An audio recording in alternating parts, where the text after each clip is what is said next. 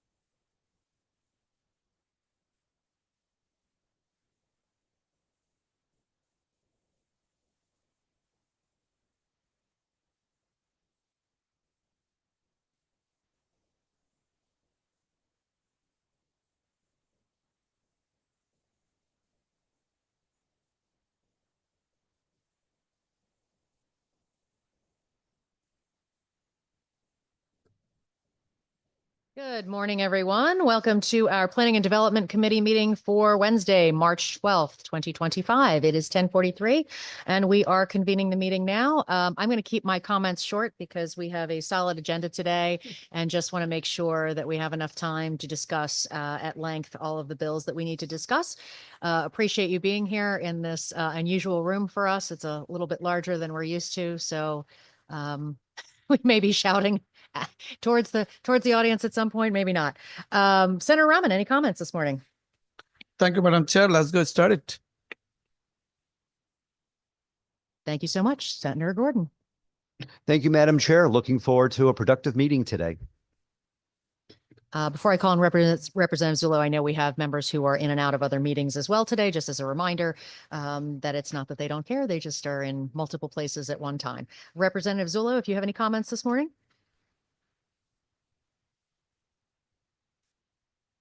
Okay, we will get back to him at some point. Thank you so much. Without further ado, we're going to go to Roman numeral 3, bills for final action. The first one is Senate Bill number 1187. This is an act concerning foreclosure assignment and other enforcement actions for unpaid sewer assessments and other fees and charges. This is a JFS. To the floor, it is LCO number 6275. Do I have a motion? Do I have a second? Second. Any discussion? I'm just confirming not, yes, no? Any discussion? No, I don't have any discussion on. Then I'll go to this one Senator at this Fazio. time. Senator Fazio. Thank you, Madam Chair. As in years past, I will be opposing this bill today. I'm concerned that, allowing individuals to not pay sewer assessments for 3 years or $3,000 in order to avoid foreclosure is overly permissive and will lead to and invite abuses and potentially lead to increased assessments and property taxes or sewer assessments for the general public who is paying their bills. We need to have a good safety net in this state that protects people who are down on their luck, and we do. But I think this goes beyond the pale because it's an open-ended permission slip to avoid paying assessments that will yield a higher cost to everyone else in our towns and cities where we're already paying a high property tax and a high cost of living. So today I'll be opposing this bill as I have in previous years. Thank you so much. Any further discussion? Seeing none at this time, Madam Clerk, would you please call the roll?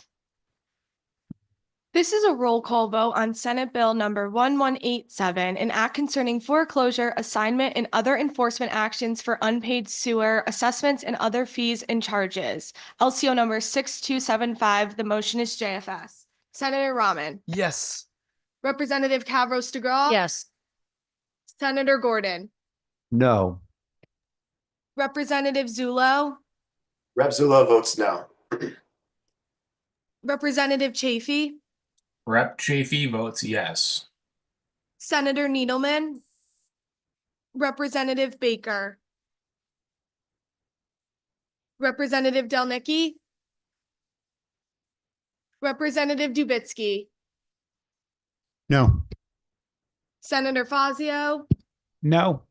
Senator Fonfara. Representative Gucker. Representative Haynes. Senator Honig. Yes. Senator Wong. Representative Lamarck Muir. Yes. Senator McCrory. Representative Lamar. Representative Rader. Rader votes yes. Representative Santinella. Yes. Representative Winter. Winter votes yes. Representative Zawistowski. Can I go back to Rep. Baker? Representative Baker. Representative Baker votes yes. Thank you. Thank you so much, Madam Clerk. Moving on to number 2, House Bill number 6831, an act concerning transit-oriented communities. This is a JFS. LCO number 5826. Do I have a motion? So moved. Do I have a second? Any discussion? Who'd like to start? Senator Gordon. Thank you, Madam Chair. I definitely would like to speak on this. And I just want to preface my remarks to say that I view this bill as a work in progress. Even though I may vote no in committee on it, doesn't mean that I'm outright opposed to the goals and the intents of what's trying to be done. It's more the logistics and some of the process. And I do appreciate everyone who has been working in good faith to see what we can do to work on the bill, but also make certain we can try to achieve overall goals when it comes to affordable housing, housing affordability, but also what may or may not be positive, neutral, or even adverse impacts upon various municipalities, wherever they may be within the state. Certainly, I represent a lot of rural towns in Northeast and into North Central Connecticut. But I do want to preface my remarks that regardless of my vote today, I still very much look forward to seeing what can we do working together on this. And I want to make certain that people do understand, even if I were to vote no. I'm not going to go line through the bill. I think we've all read the bill. We do all understand a lot of the issues with the bill, certainly with JFS. And I've read through it multiple times. I'm just going to highlight on a couple of items. And I'll leave for others to talk about other aspects of it if they wish to do so. But one of the items that has been a sticking point for me is the whole issue about the discretionary infrastructure funding. I know that's in section 1. I believe that it starts on line 3 if I have the right copy before me today. And I do have concerns relative to what could be impacts on towns, especially small rural towns. I represent a lot of them. I always cite Union, Connecticut. I think it's the least populated in the state. I think it has just a little under 800 people that do not have any ability at this point in time to even think in the short term of doing anything relative to setting up a transit-oriented district. They have no downtown, really. There's no significant, if at all, public transportation. There's no infrastructure, really, when we talk about other types of communities with water and sewer to be able to build out certain things. And it's not a lack of wanting to look at housing affordability. I remember my 15 years chairing Woodstock's Planning and Zoning Commission. And even in my town, we look to see what we can do for housing affordability, but it always has come down to two big things that have stood in the way for the town to really develop more if it feels it wants to through local decision-making of the people of the town. One is lack of infrastructure. And number two, lack of funding to build out infrastructure. And I do have some bills, I believe they're in some other committees. I think there's one in this committee as well, to see what we can do to, as a state, do a better job helping towns that want to see what they can do, including regional efforts, which I'm not opposed to if towns wish to do that. But that also includes what can we do with regards to transit, such as a bill I have to expand the pilot program for microtransit. Those can be really big things to help small towns that do want to see what they can do. And if we can smartly look at that and smartly invest with various funds that may already exist or we could create, and again, who knows what will happen with our state budget that we have to work on, then there are ways to move things longer term for towns that cannot at all at this time have any type of transit-oriented district that might want to or might be able to create something that could then qualify in this bill. And so that's why I have a big concern about what can happen with discretionary infrastructure funding. I know there's been a lot of discussion of the semantics between prioritization and deprioritization. I'm not going to get into that today. However, suffice it to say that I think my constituents readily understand in a common sense way that a qualifying municipality through this bill that gets prioritized and a community that can't, not for a lack that it doesn't want to, it just cannot do it for the reasons I've mentioned, doesn't get that prioritization. And that can be an issue. And I do reference, I'm not going to read, but I do reference the OPM testimony that did touch upon some of that as far as how that might play out. But I do have concerns, especially when we're talking about a number of important grants that small towns rely upon, such as Steep, that's a big one, that if other communities might be in a higher priority list, that can be viewed as unfair. And I do view that as unfair, and I'm happy to work with people to see what we can do if there's going to be prioritization of funding. What other ways can we do that? And I'm not opposed to it in general, to be of help to communities that already have a TOD or want to create one, and they're able to do that. I just don't want to see potential negative impacts. I don't think any of us do, on other communities through no fault of their own, can't create a TOD for reasons that I've mentioned, but not for lack of not wanting to. In fact, I can tell you from my towns that don't have any significant public transit, that they really would like to get more. And that's been a bigger effort through one of the COGs. I know for years there's been an effort to see what we can do to tag into the Worcester metropolitan region, which is dominant just to the north of my district, and try to get federal funding, but who knows what's going to happen nowadays with that. But nevertheless, there's been a lot of discussion over the years about what small towns can do to really move some things forward. With that in mind, I'm not going to belabor the point. I think people understand my position on it. I'm not opposed to other provisions as far as what can happen if a municipality wants to opt in. If this bill were to become law, I'm not opposed to that aspects in this bill. But the main sticking point for me has been and remains right now this whole issue of discretionary infrastructure funding and the prioritization relative to some of those funds that are outlined in section 1.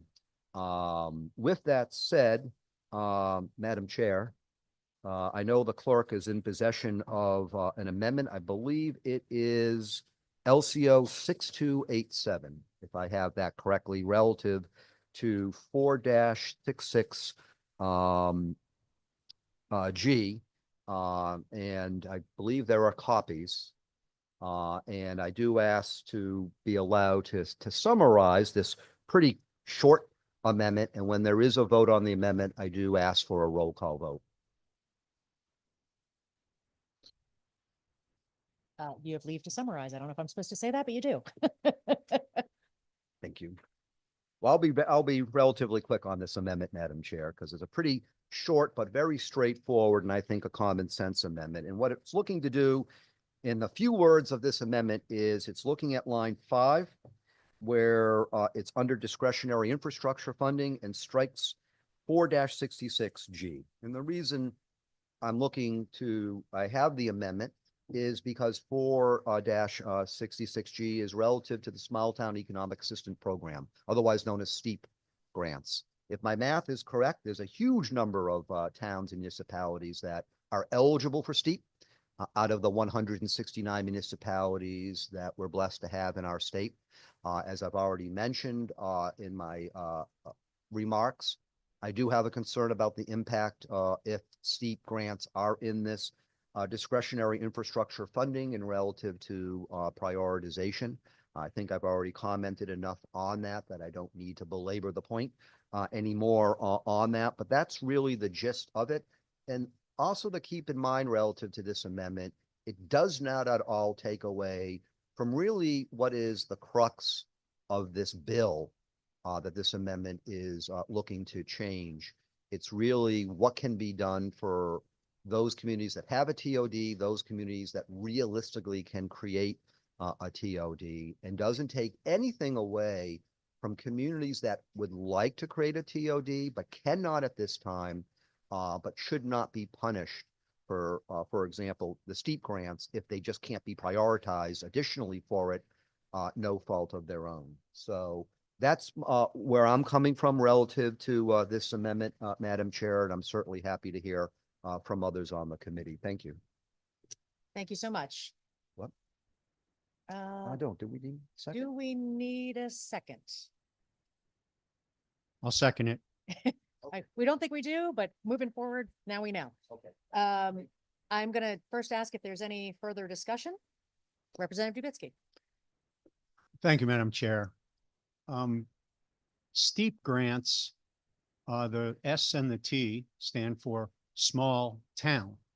They are relatively small grants that go to small towns for economic development, for infrastructure repairs and things like that. You know, as you all know, as I refuse to let you forget, I represent a bunch of small towns. And those small towns use steep grants for things that can't otherwise be funded. So small towns also have sort of unique financial challenges that many bigger cities and bigger towns don't have. You know, every town's got their own issues. But with the small towns, for example, two of my towns are part of a regional school district. So 3 towns together put into a single regional school of 7th grade through 12th grade. And that school is still, with 3 towns, the smallest high school in the state. And because it's so small, population-wise, the cost of running that school is extremely high, approximately twice as expensive per student as the average school in the state. So the towns can't just dip into some big pot of money when, for example, they need to replace a bridge. One of my towns has the Natchaug River that runs right down the middle of it. In order to get from one side of town to the other, you have to go across a bridge.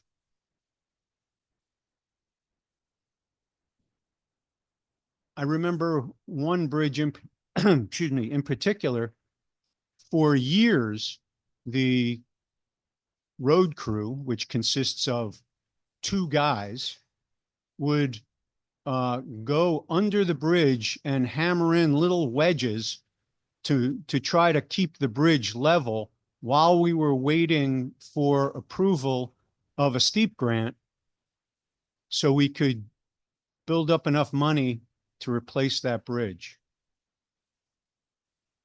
They kept lowering the weight limit on the bridge, and they kept banging in little wedges to keep it up because we were waiting on the steep grant. Finally, the steep grant came and the town was able to replace that bridge.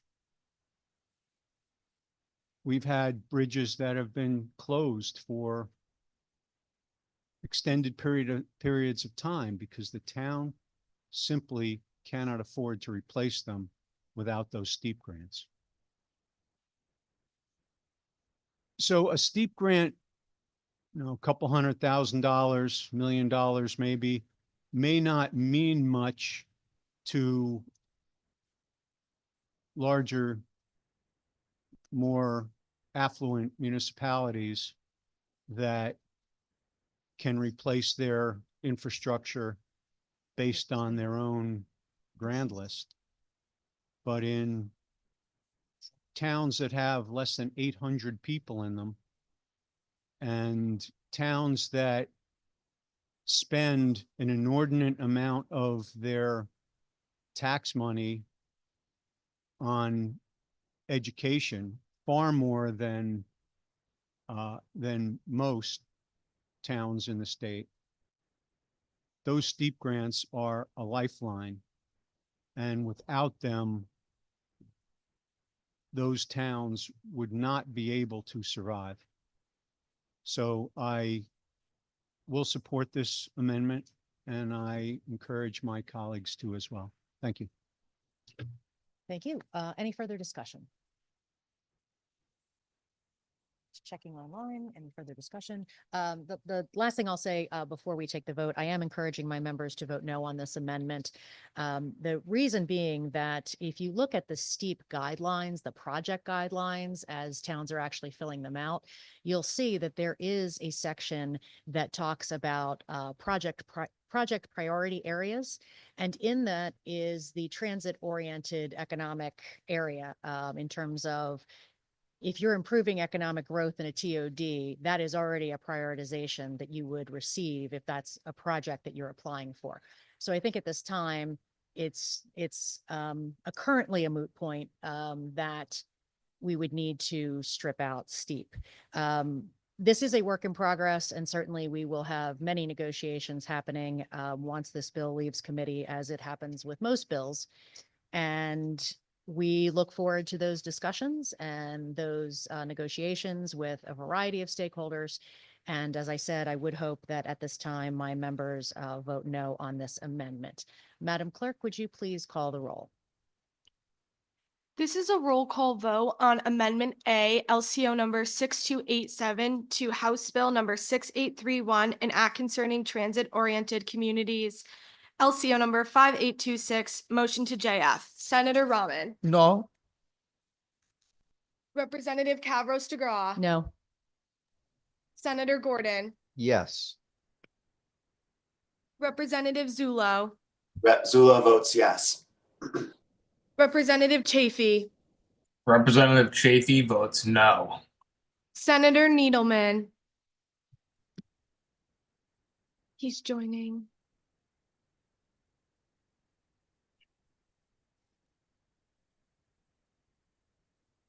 Senator Needleman, are you there? I am here. I'm voting no on the amendment. Thank you, sir. Representative Baker. Representative Baker votes no. Representative Delnicki. Representative Dubitsky. Yes. Senator Fazio. Yes. Senator Fonfara. Representative Gucker.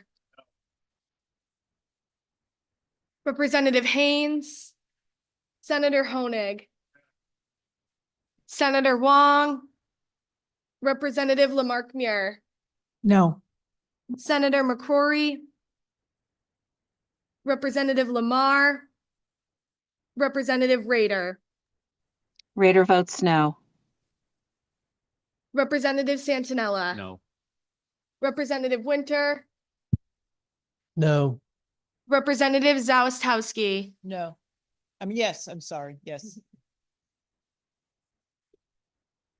Madam Clerk, would you please tally up the votes for me? Thank you.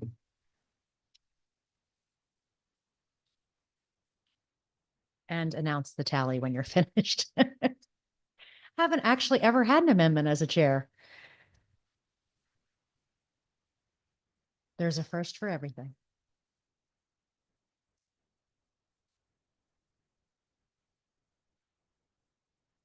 The total voting was 18. There were 7 yeas and 11 nays.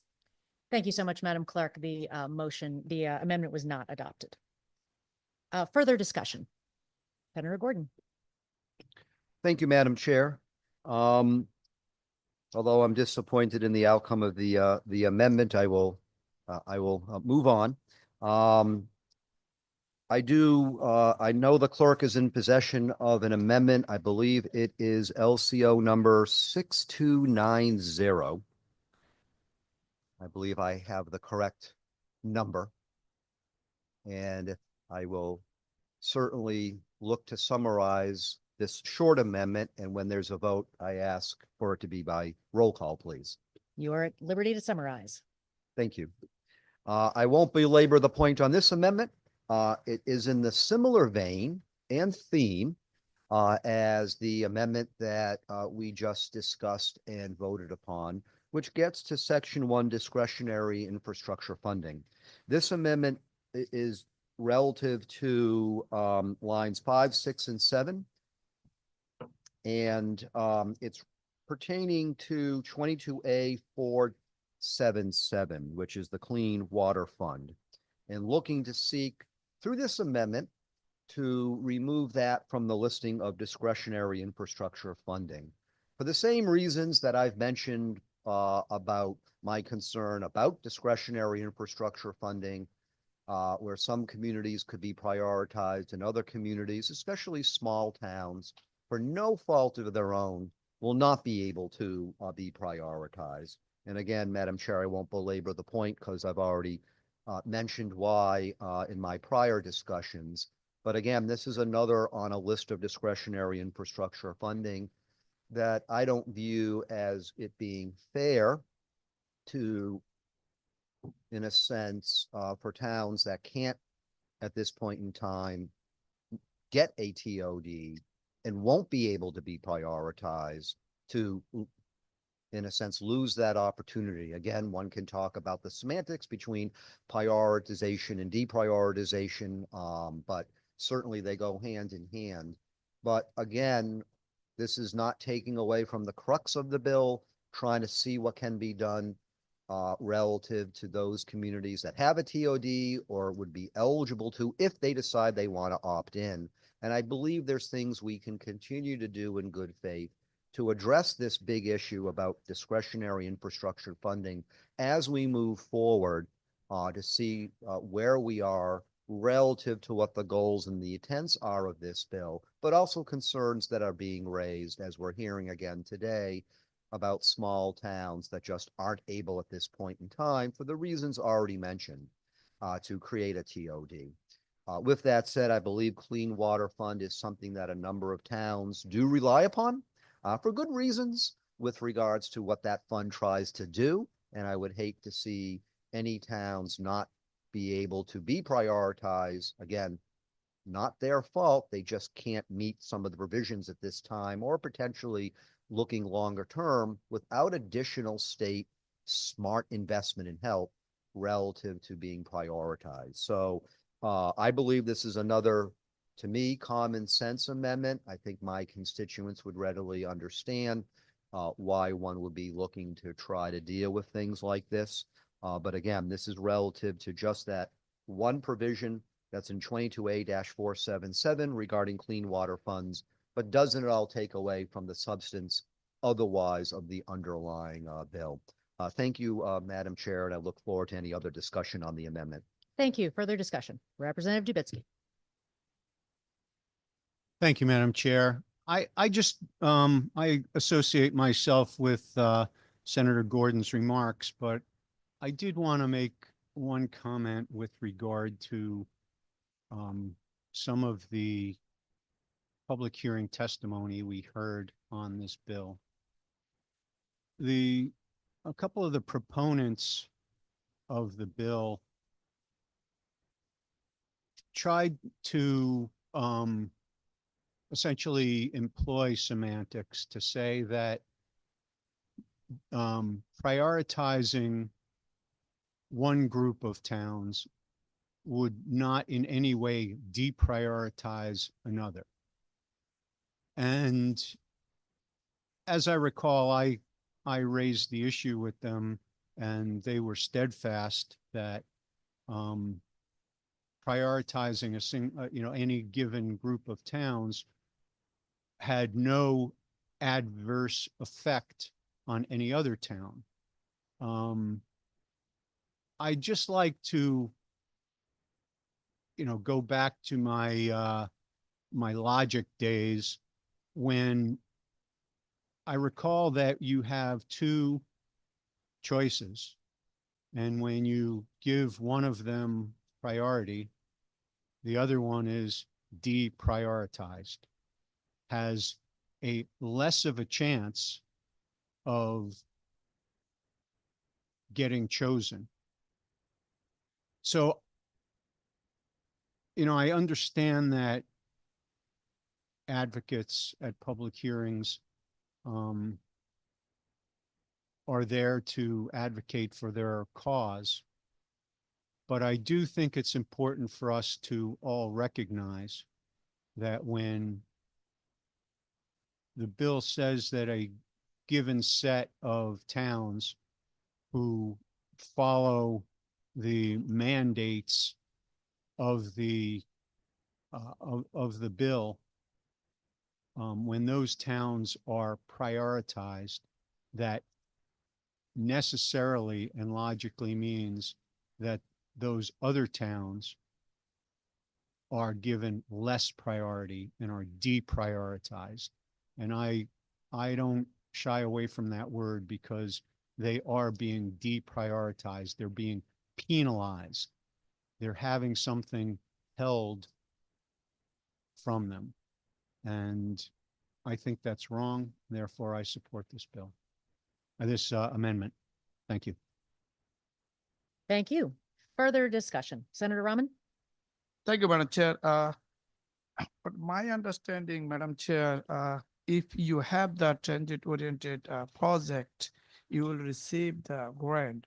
And if you don't have, there's nothing you're losing also. So I don't know what is the bill saying, town is worried, they're gonna maybe losing the grant somehow. But regardless what happened, this bill, many years we are working on. And before even I came this building, it's, negotiation one after one. The finally we are here. And like you said earlier, work in progress. And we'll continue work on make the bill better. So this amendment will undermine the bill. And for that reason, I am not supporting, and we are asking our colleagues to not support this bill. Thanks, Madam Chair. Thank you so much. Any further discussion? I think my good co-chair summarized it well. We would ask that our members not vote yes on this amendment. We are asking for a no vote on the amendment. Madam Clerk, would you please call the roll?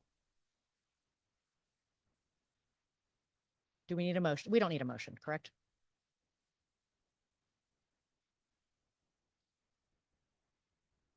Senator Gordon, do you recall if you made a motion? I am happy, whether I did or not, I am happy to make a motion, Madam Chair. And do we have a second? Second. Madam Clerk, would you now please call the roll?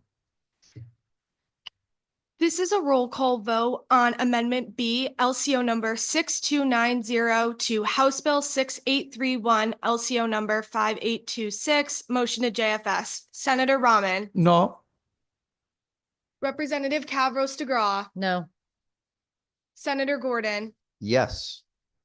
Representative Zullo, Rep. Zullo votes yes. Representative Chafee, Representative Chafee votes no. Senator Needleman, Senator Needleman votes no. Representative Baker, Representative Baker votes no. Representative Delnicki, Representative Dubitsky, Yes. Senator Fazio, Yes. Senator Fonfara, Representative Gucker, Representative Haynes, Senator Honig, Senator Wong, Representative Lamarck Muir, No. Senator McCrory, Representative Lamar, Representative Rader, Rader votes yes. Rader votes no. I apologize. No. okay, that's okay. Representative Santinella, No. Representative Winter, No. Representative Zawistowski, Yes. Thank you. Madam Clerk, would you please tally the votes and announce the tally?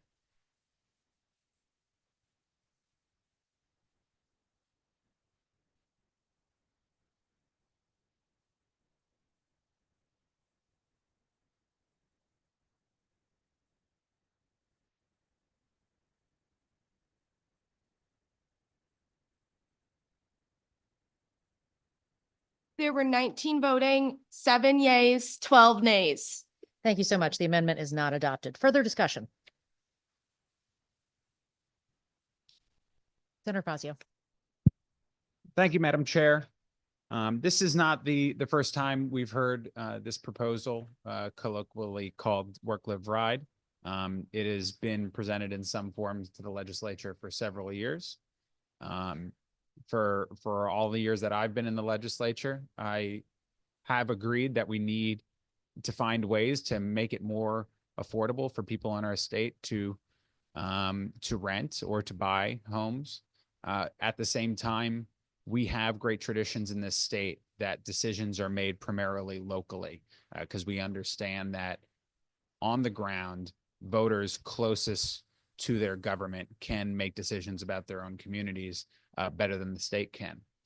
It has been presented that this bill is not heavy-handed, but I would disagree. I think that when you are requiring a municipality to adopt as of right in any lot around a bus or train station up to 10 units, and potentially make it much, much easier for developers to build even bigger than that as well. And you are threatening to take away eligibility for hundreds of millions of dollars in funding from those municipalities who already have difficult times making ends meet. That is very heavy-handed. Is it a mandate that every town adopt it? No, but it's by saying nice funding you have there, it'd be a shame if something were to happen to it. It is forcing the hand of the state down to local governments to direct them to act in a certain way. Today, I don't want to belabor the point beyond what is necessary. If the bill in this form gets to the floor, I think it would be different. But I do, and like my colleagues, seek to make the bill better as it comes out of committee. So I will be also offering a couple of amendments in order to make the bill better. I did have a relatively positive, or at least an understanding disposition to the Municipal Redevelopment Authority bill that the governor supported a couple of years ago, which would seek to supplement local funding in order to do more housing in downtown areas. I thought it gave a more reasonable amount of flexibility to the towns and made sure that the funding was focused on the needs that towns would have to support such development. I think that there continues to be many ways that this legislature could act in order to make housing more affordable in the state, while also giving towns and cities the ability to take the lead in how planning and zoning is done, and how that housing development is done. Madam Chair, the clerk has an amendment. The amendment is numbered LCO 2688. Would you please ask the clerk to distribute the amendment? And I would like to be able to summarize. Madam Clerk, please distribute the amendment, or Mr. Clerk in this case, Mr. Assistant Clerk. And you do have liberty to summarize. Don't forget to ask for a motion. Thank you, Madam Chair.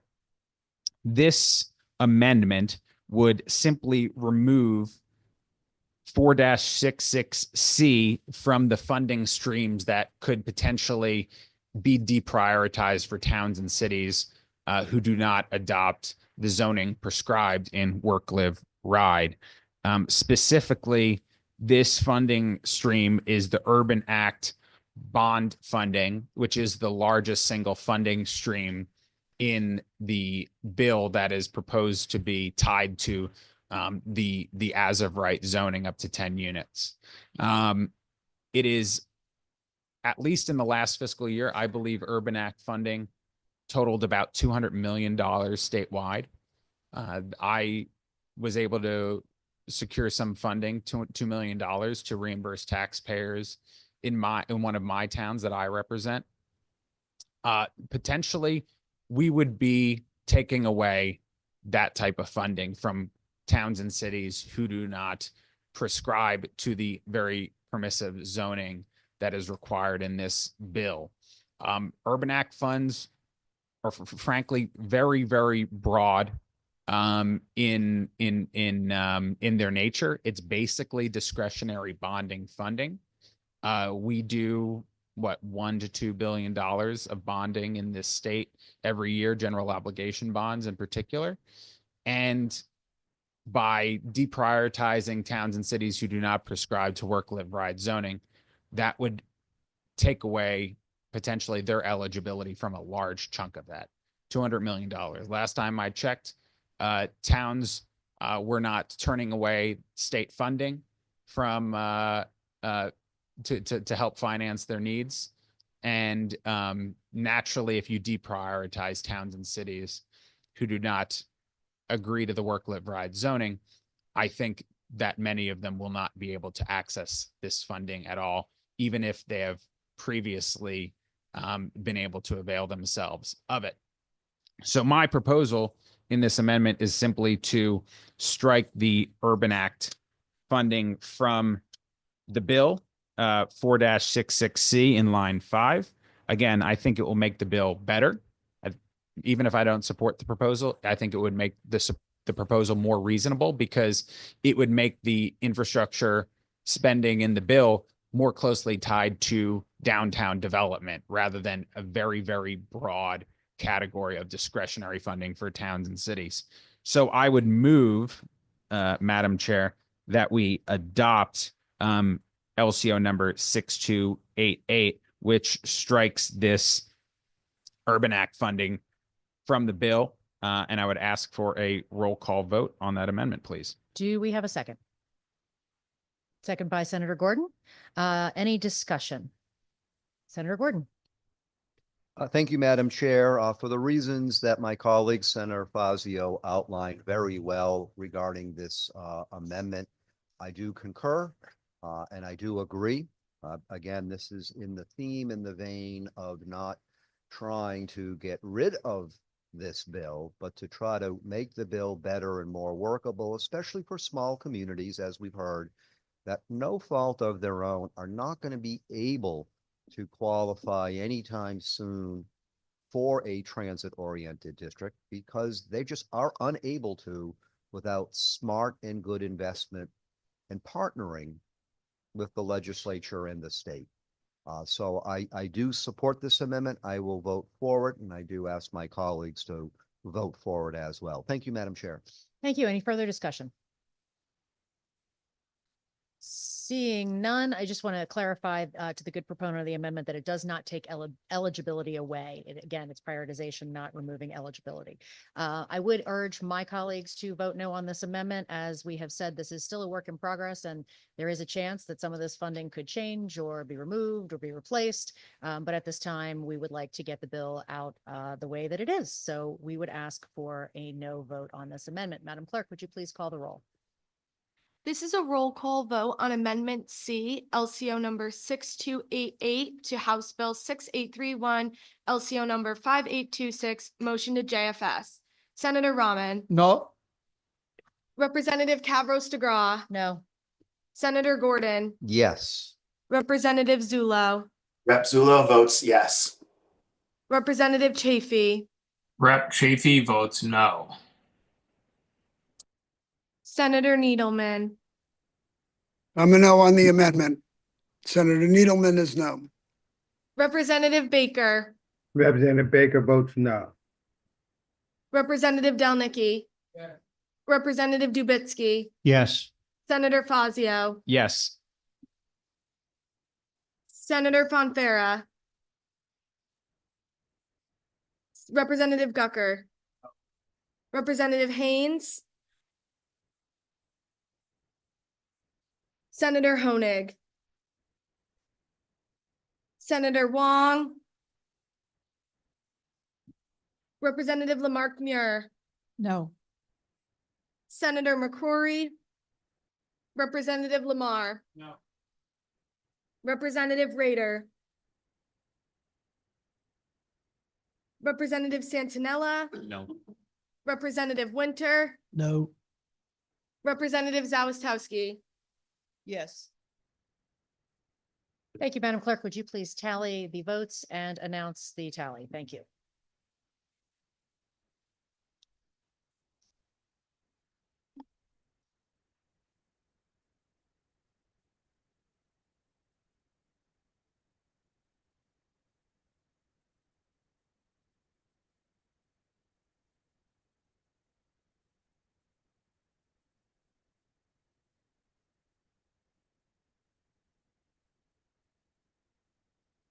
Total voting was 18. There were 7 yeses and 11 nos. Thank you, Madam Clerk. Any further discussion? Senator Fazio. Yes, Madam Chair. I'm glad to see we did a little better than the last amendment. Again, I think with some of these changes that we're proposing in these amendments, we would be able to make the bill more palatable. And that's the effort here, you know, rather than talking for 12 hours, the goal very much is to try to propose things that would make the bill more palatable for our state. In that light, I would also ask the clerk to distribute an amendment, LCO number 6289. And Madam Chair, I would ask to be allowed to summarize.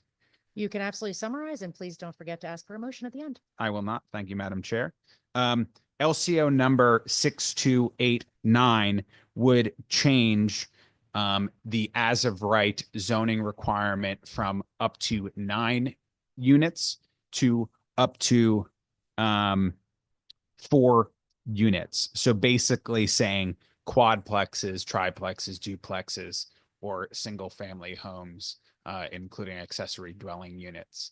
By having up to 10 units of as of right zoning required to qualify as a transit oriented community, you're potentially requiring towns and cities, or strong arming towns and cities into substantially changing many of their neighborhoods zoning, potentially increasing the density by 10 times. Making it up to 4 units as of right, I think, is a more reasonable type of compromise, because we have seen many communities in New York, in other states, that are trying to add more development in downtown areas, adopt form-based codes, increase the density to duplexes, triplexes, quadplexes from single family in those downtown neighborhoods.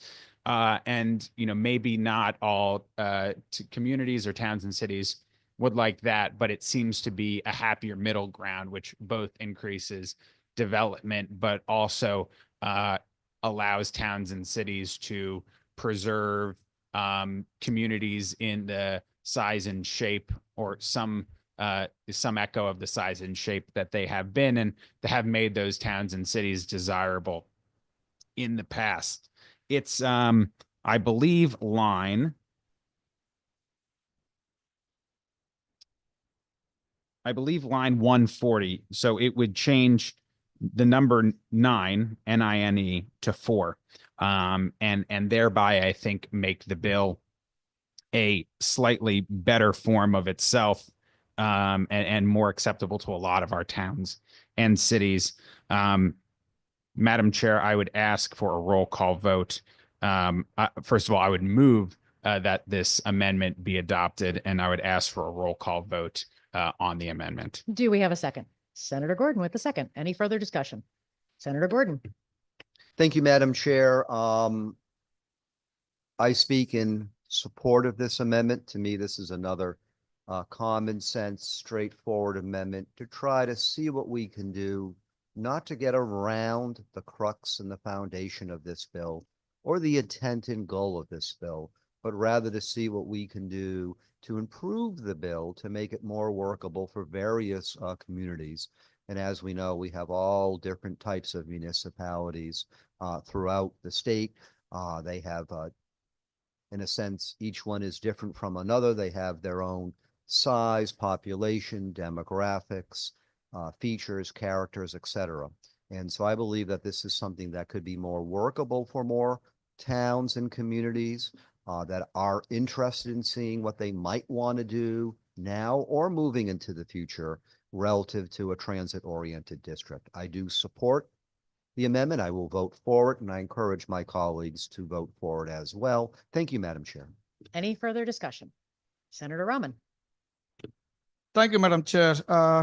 Thank you, good Chair, Senator. I introduced this amendment, but yeah, from 9 to 4, that's not improving the build as we are going through and experiencing the, housing shortage, all area. You talk about the trans-oriented house, workforce housing, single family house, duplex, single, all areas. So it's from 9 to 4, doesn't make sense to me. If it's 9 to 12, I will support the amendment. For that reason, I'm not supporting this amendment because 9 to 4, if it's 9 to 12, will work better for the bill. But at this time, we want to keep 9, and I'm asking our colleagues also not to supporting this amendment. Thank you, Madam Chair. Thank you, Senator Rahman. Any further discussion? Representative Dubitsky. Thank you, Madam Chair. It may surprise some people, but in some of the small rural towns, typical zoning is either 2 or 4 acres. So there are places where there's one house on 4 acres. Under this bill, you'd have 9 units per acre. That's 36 houses where everywhere else in town, there's 1. I think that's poorly thought out and would be a major detriment to some of those smaller towns. So at least we should say 4. What putting 36 housing units in a space where there's 1 is really not taking into consideration the way that people live in this state, or at least a good chunk of them do. And it seriously shows a lack of interest in having people have a say in how they live and being able to choose the type of environment they want to live in. If we want to force every town and city in this state to be like Hartford, let's just abandon zoning altogether. Let's just say the people in this building are going to decide and just be done with it. This is a good amendment. I support it. And I encourage my colleagues on both sides of the aisle to do so. Thank you. Thank you so much. Any further discussion? Quick point of clarification, this bill does not mention acreage. It would still just be 9 homes regardless of the number of acres. I would also say that, in terms of allowing people to decide where and how they live, I think we really should be thinking about what this bill is trying to get at, which is affordable housing.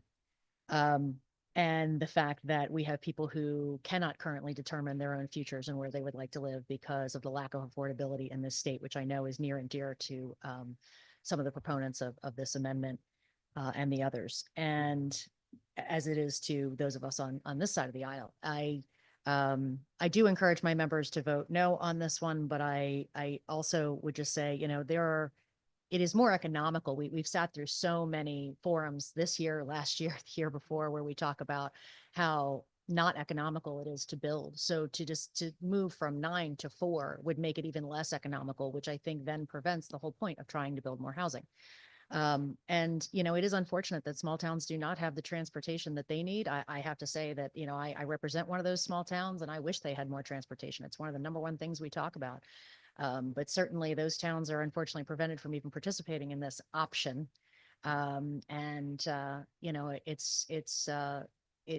It is unfortunate because I think that in some ways they would also like to be able to participate. So again, I do encourage my members to vote no on this amendment. And Madam Clerk, would you please call the roll? Thank you. This is a roll call vote on Amendment D, LCO number 6289 to House Bill 6831, LCO number 5826, motion to JFS. Senator Rahman. No. Representative Cavros DeGraw. No. Senator Gordon. Yes. Representative Zulo. Rep. Zulo votes yes. Representative Chafee.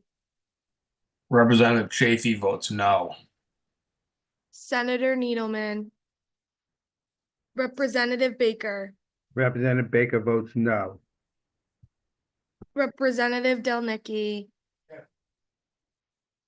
Representative Dubitsky. Yes. Senator Fazio. Yes. Senator Fonfara. Representative Gucker. Representative Haynes. Senator Honig. Senator Wong. Representative Lamarck Muir. No.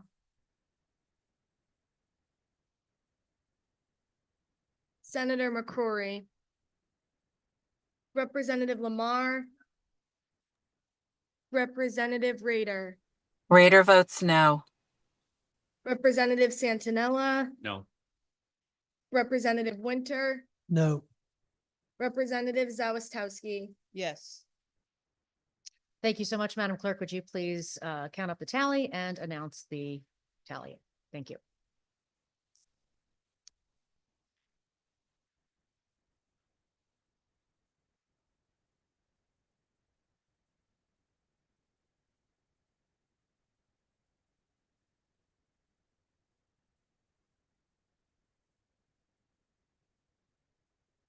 The total voting was 18. There were 7 yeas and 11 nays. Thank you so much, Madam Clerk. The amendment has not been adopted. Further discussion, Senator Fazio. Thank you, Madam Chair. I'm stuck at 7-11. I did also want to ask a question of either of the chairs or proponents of the bill before I conclude my remarks, because again, I think I am stuck at 7-11. In line, I think it's 142 of the most recent LCO, what I believe is the S language. It talks about the type of zoning that would be prescribed to transit-oriented communities under Work, Live, Ride, and the developments that contain 10 or more units. It says that not less than 30% of such units qualify as set aside development under 830G, meaning the deed restricted affordable housing.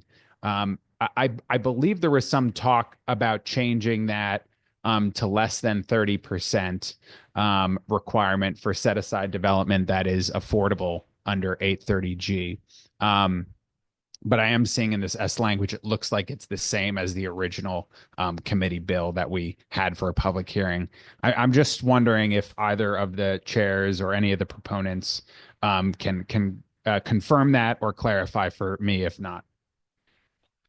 I believe you have the right numbers, so that helped me. Yes. So I will say that there is additional language that we had hoped to get in time, but in order for everyone to have enough time to be able to read it and not feel like they didn't have enough time with the document, there is a change that is coming to that, but we had not accomplished it yet. It's 30% as of now. It still would require special hearing, but there are inland zoning requirements for that. So we'll see. It may have a future change. Okay. Well, I thank you for that clarity. I would be very concerned if there was further change to decrease the 30% requirement. The 30% requirement serves as a bit of a buffer for communities that if you're doing development that gets around the normal zoning, that at least there is an affordability requirement. If that 30% requirement for deed restricted affordable was dropped for developments 10 units or above, what you would see is developers able to build almost anything that is very, very big. in these transit-oriented communities without much of a check, without much of a requirement for affordability. Obviously, it was noted that under 10 units, they would have as of right development abilities without any affordable component under the transit-oriented communities regulation or prescription in Work, Live, Ride. So again, that becomes a concern to me that I do want to flag. I'm glad that it's still 30% affordable requirement for 10 units or above under this proposed bill that is being voted upon. If that were changed, if that were reduced, I think it would be a giveaway to developers and a bit of a problem for us that would be, I think, discussed at length on the House and the Senate floor. Again, the amendments that were proposed today were meant to make the bill more palatable. I think that similar to the Municipal Redevelopment Authority bill that was passed a couple of years ago and has not really been given a chance to work, requiring a certain amount of development in these downtown transit-oriented communities while attaching funding to it that supplements that development, that is very focused on infrastructure that is specifically related to that downtown development, is not an unreasonable idea. Giving the municipalities optionality, not implicit or partial optionality, but true optionality, where they can do more upzoning within reason, where they could do more development downtown within reason, and that development is supported by additional infrastructure funding that is specifically related to that development, is not a totally unreasonable idea. This goes far beyond that. This requires very, very aggressive upzoning in certain neighborhoods in the state, and it threatens to take away eligibility or priority for hundreds of millions of dollars in state funding that is very broad in its nature, that is very discretionary in its nature, and that our towns and cities often rely on. There is ways that we can come together. There are ways we can come together in this state in order to make housing more accessible and more affordable, while also respecting the ability of towns and cities to make decisions for themselves.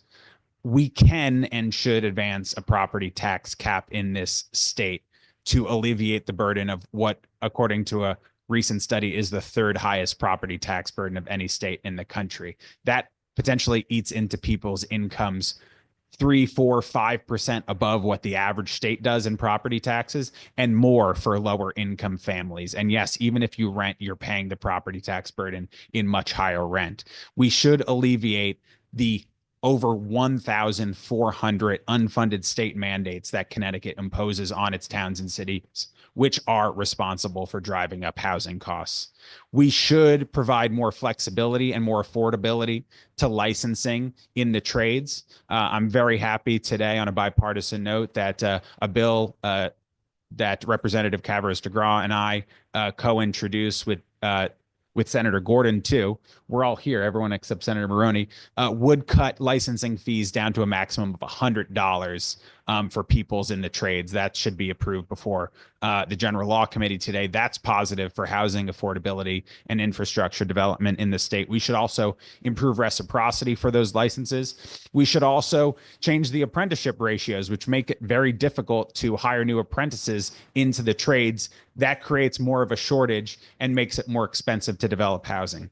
Yes, I think we should and we can find ways to make it easier to build accessory dwelling units, to do more mixed use to more residential development in commercially zoned or mixed use zone areas within reason. I know that Senator Rahman has been a champion of this cause, and I would think that in a grand compromise, we can find a way to change some zoning to make it easier to do residential development in mixed use and commercially zoned areas. My own hometown of Greenwich is working on making that easier on a local level without a state requirement.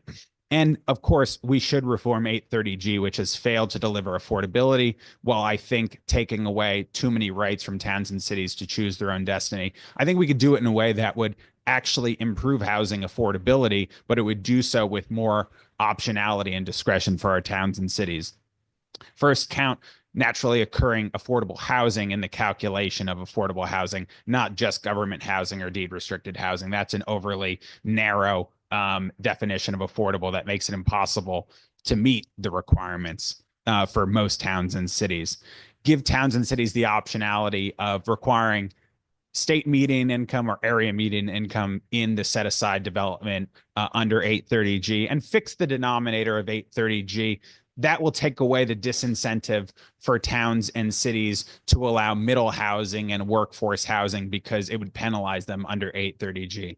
I think there is a lot we can do in this state and should do in this state on a bipartisan basis, collaborating with our towns and cities, making the arrangement between our state and our towns and cities more agreeable and less confrontational. That could create more availability and affordability in housing while also respecting local control. So for all those reasons and more, I will be voting against this bill today, but hope to work in a collaborative manner in the future to find common ground and accomplish the goals that I hope we all agree to. Thank you, Madam Chair. Any further discussion? Representative Jablonski. Thank you, Madam Chair. As I indicated in our last meeting, that I will not rehash my my sort of rant from last meeting.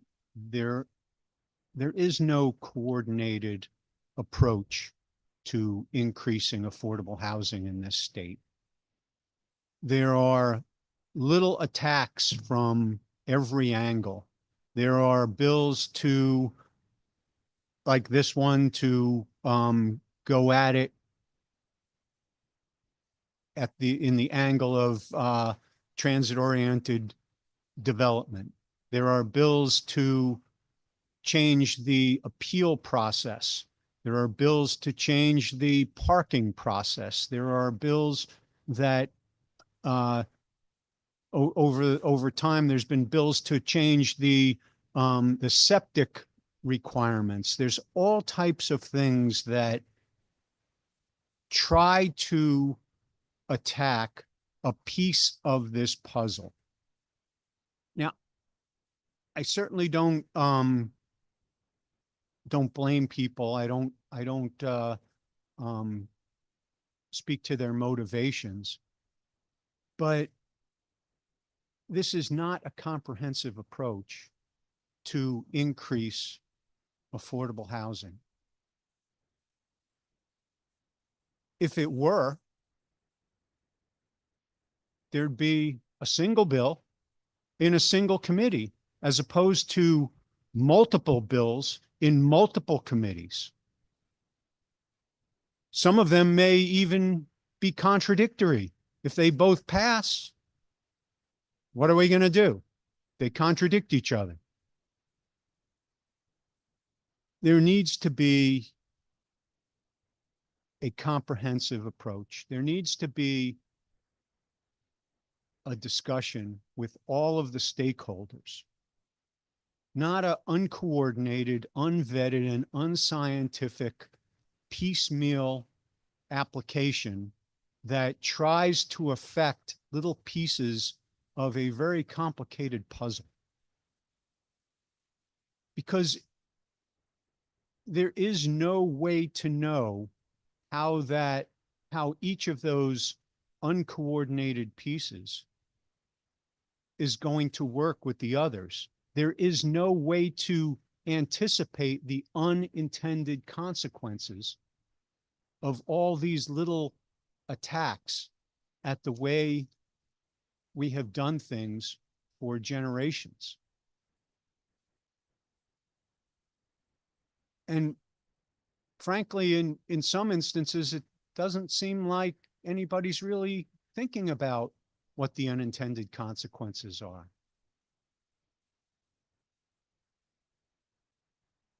And unfortunately, when it comes to land use, those unintended consequences are permanent. Once you bulldoze those pastures and pour the concrete, those pastures are gone forever. Now, in other situations where there is a complex, multi-pronged problem that has avoided easy solution for a long time and has multiple stakeholders with different interests, the legislature puts together a group of people to talk to all of the stakeholders and experts in the various fields and tries to come up with a coordinated approach. Special education, for example, has been a problem for a long time. It has a lot of different moving parts to it and has so far avoided being fixed by all the different bills and all the different attempts that the legislature has made over the years. So this year,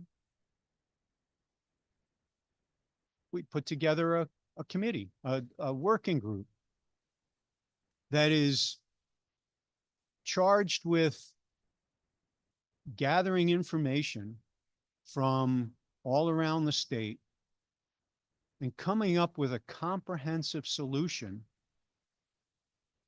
to our very complicated and ever-changing special education problem.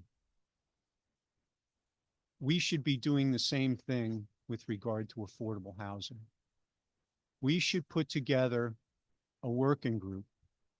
And like the special education working group, that working group for affordable housing should hold meetings in various parts of the state and take testimony from people where they live.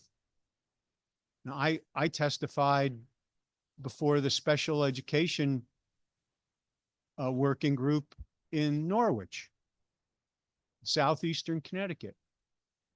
I know they held meetings in multiple parts of the state.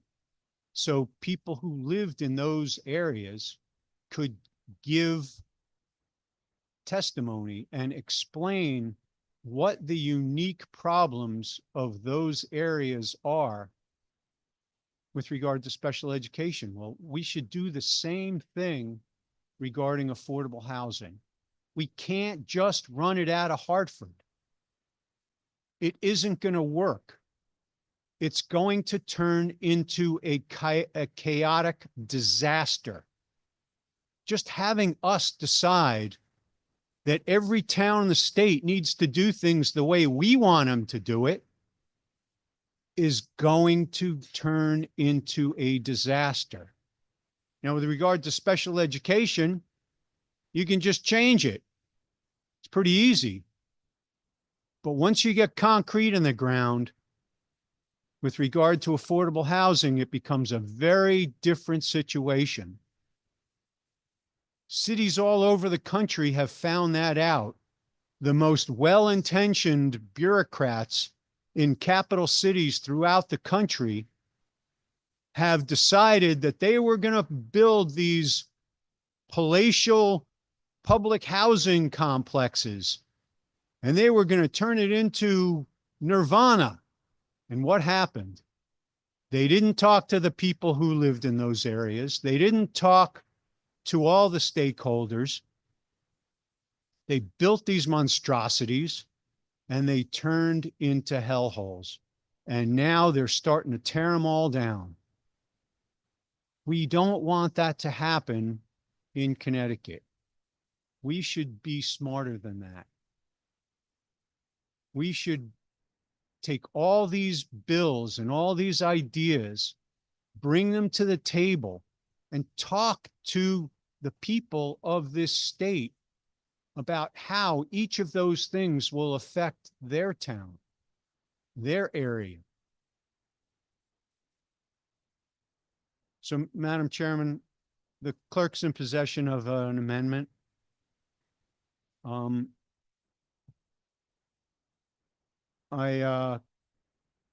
move the amendment and ask that I be allowed to summarize. Please do. This amendment creates a working group to study the expansion of affordable housing. And the working group shall look at things like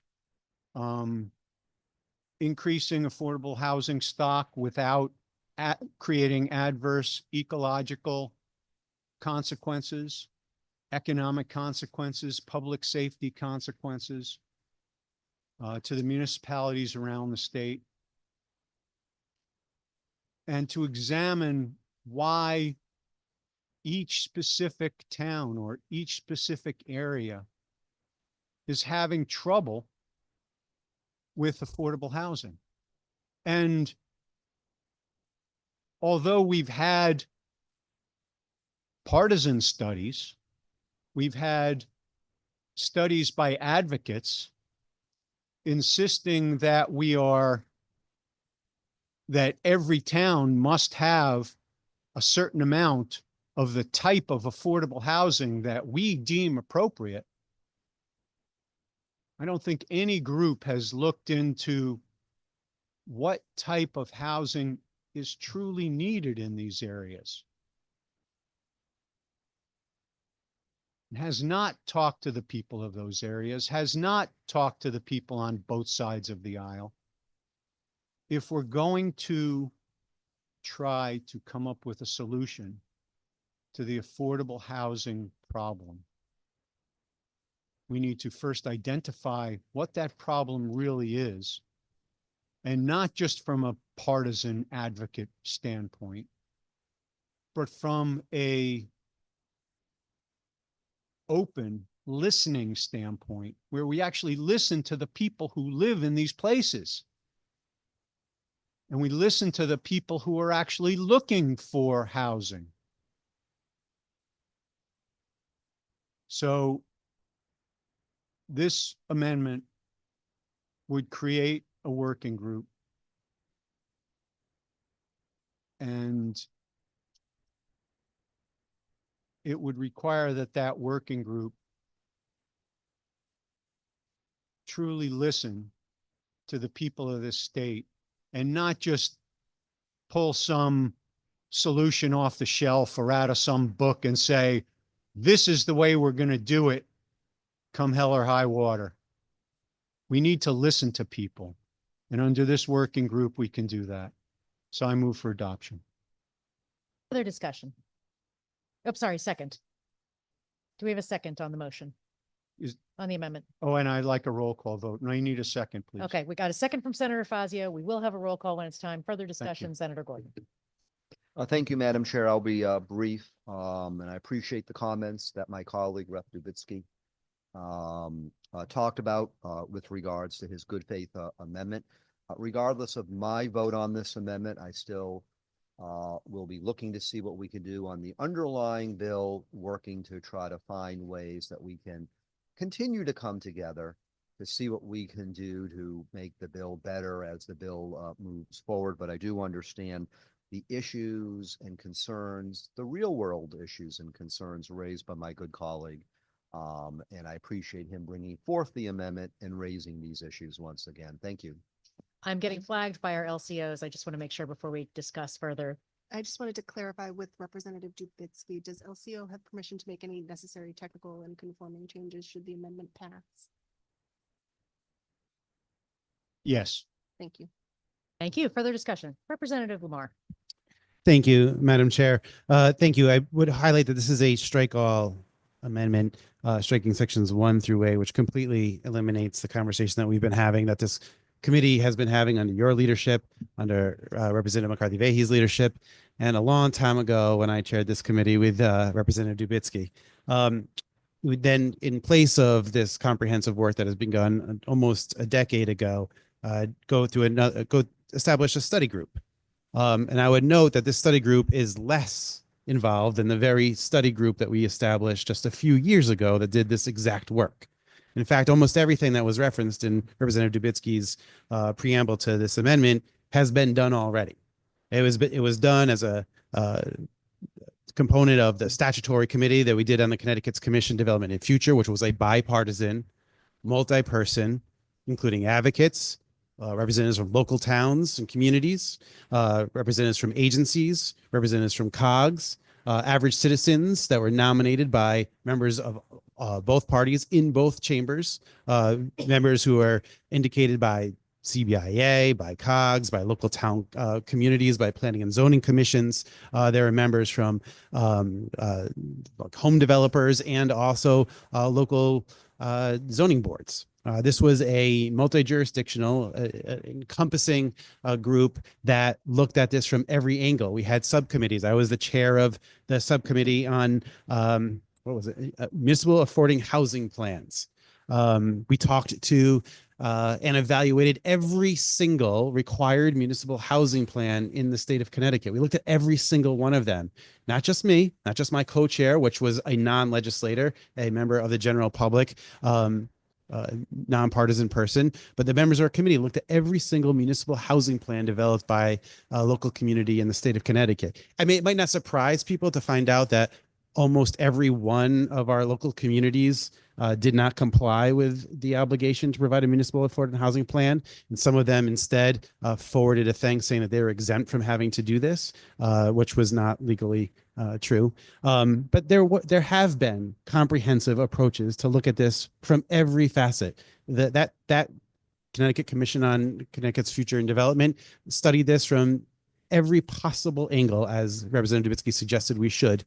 And I think we're here today because this very specific proposal before us and the underlying bill that would be completely struck by this to establish another study is looking at what was determined by that bipartisan, multi-chamber, including experts from outside of this building and in every local community across the state, was that zoning, particularly around transit districts, our lack of development in those very specific areas is the chief impediment to fast growth in our communities. So with that, Madam Chair, I hope we deny this and recognize that there has been extraordinary work and extraordinary time and effort over multiple years to reach out to these very communities, to take the very advice that has been offered in support of this strike all amendment. And I hope and I urge everyone to vote no on this amendment because this just sets us back in the process. It does not move us forward. Thank you. Thank you. Any further discussion? I'm just going to share also that I have not been chair of this committee for very long. This is my third time with my wonderful colleague from the Senate. In that time, I know we, as I sort of referenced before, we have spoken with the home builders, the realtors. We've had forum after forum. We have had, I've had the privilege to speak to many a homeless person in the state of Connecticut, to speak with the homeless advocates. I have spoken to other planning and zonings. I've been at planners conferences. And those are just the things that personally I have done. I would also say that to change this into a working group really flies in the face of a working group that I served on, which was the Majority Leaders Roundtable on Affordable Housing, where when I say everybody and their brother came in to speak at that, they certainly did. It was bipartisan. It included all the town. I won't go through the entire list, but it was a very similar list to what the good representative just shared. I, with my colleague who is offering the amendment, feel the frustration of not moving forward. I feel the frustration of not having a comprehensive bill. But unfortunately, because of the nature of this process and the nature of this building, I feel that we often have to, as the majority leader has put it, have painfully incremental progress. And the reason we have to have painfully incremental progress is because we have difficulty agreeing on things, and that's okay. I would like to believe that we all agree that people should have adequate housing, and we do not currently have adequate housing in the state of Connecticut, and that's what this bill seeks to achieve. I would also say that this specific bill has been shopped, so to speak, to 80 different planning and zoning boards across the state. I'm not sure how much more representative of different kinds of communities you could get, but I feel that the constant negotiation of this bill to make it better, the fact that it received a nearly identical bill, received 90 votes on the House floor last year, is testament to the fact that it is not what it once was.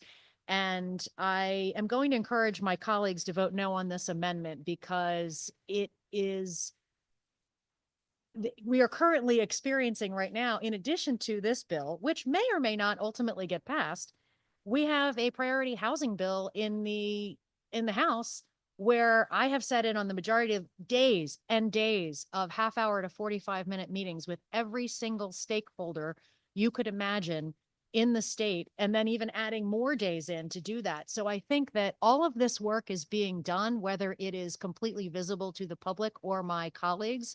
And I would not want to disrespect that work with passing this amendment, which would create yet another working group. So I do encourage my members to vote no at this time. Madam Clerk, if you wouldn't mind calling the roll. Thank you. This is a roll call vote on Amendment E to House Bill 6831, LCO number 5826, the motion to JFS. Senator Rahman. No. Representative Kavros DeGraw. No. Senator Gordon. Yes. Representative Zullo. Representative Chafee. Representative Chafee votes no. Senator Needleman. Senator Needleman votes no. Representative Baker. Representative Baker votes no. Representative Delnicki. Representative Dubitsky. Yes. Senator Fazio. Yes. Senator Fonfara. Representative Gucker. Representative Haynes. Senator Honig. Senator Wong. Representative Lamarck Muir. No. Senator McCrory. Representative Lamar. Representative Rader. Rader votes no. Representative Santinella. No. Representative Winter. No. Representative Zawistowski. Yes. Thank you, Madam Clerk. If you will please count those up and let us know the tally.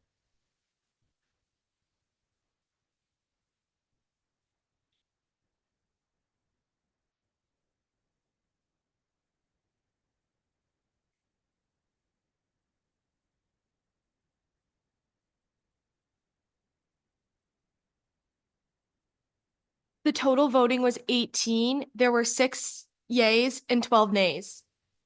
Thank you so much, Madam Clerk. Further discussion on the bill itself, if we are finished with amendments. Senator Gordon. I don't have an amendment, Madam Chair. I just want to follow my remarks that I appreciate that we've had a civil and good discussion, raising issues, raising concerns. I do appreciate that from my colleagues in my caucus and from those in your caucus as well. And again, I do look forward as this bill moves forward to see what we can do, continuing to work together to try to make things work better for all the different municipalities involved. So it was good to raise these issues for discussion, and certainly given the way things went with the amendments, doesn't it all take away from my wanting, and I think all of us wanting to continue to work together to see what we can do moving forward. So I look forward to that, and thank you. Thank you so much. Any Representative Lamar. Thank you, Madam Chair. And I won't belabor my feelings on this issue. I've now had the opportunity to talk about in this committee for a number of years. This bill represents an incredible amount of work, an incredible amount of compromise over the years to get to this point. And of course, as such, it's not as much as I wish it was. And I oftentimes put on my hat as, again, former chair of this committee, but also more recently, former chair of the Transportation Committee, where the state of Connecticut routinely puts tens of millions to hundreds of millions to billions of dollars of state resources into the expansion of public transportation assets throughout Connecticut. A lot of those assets are gated into communities in which it's almost impossible to buy a home.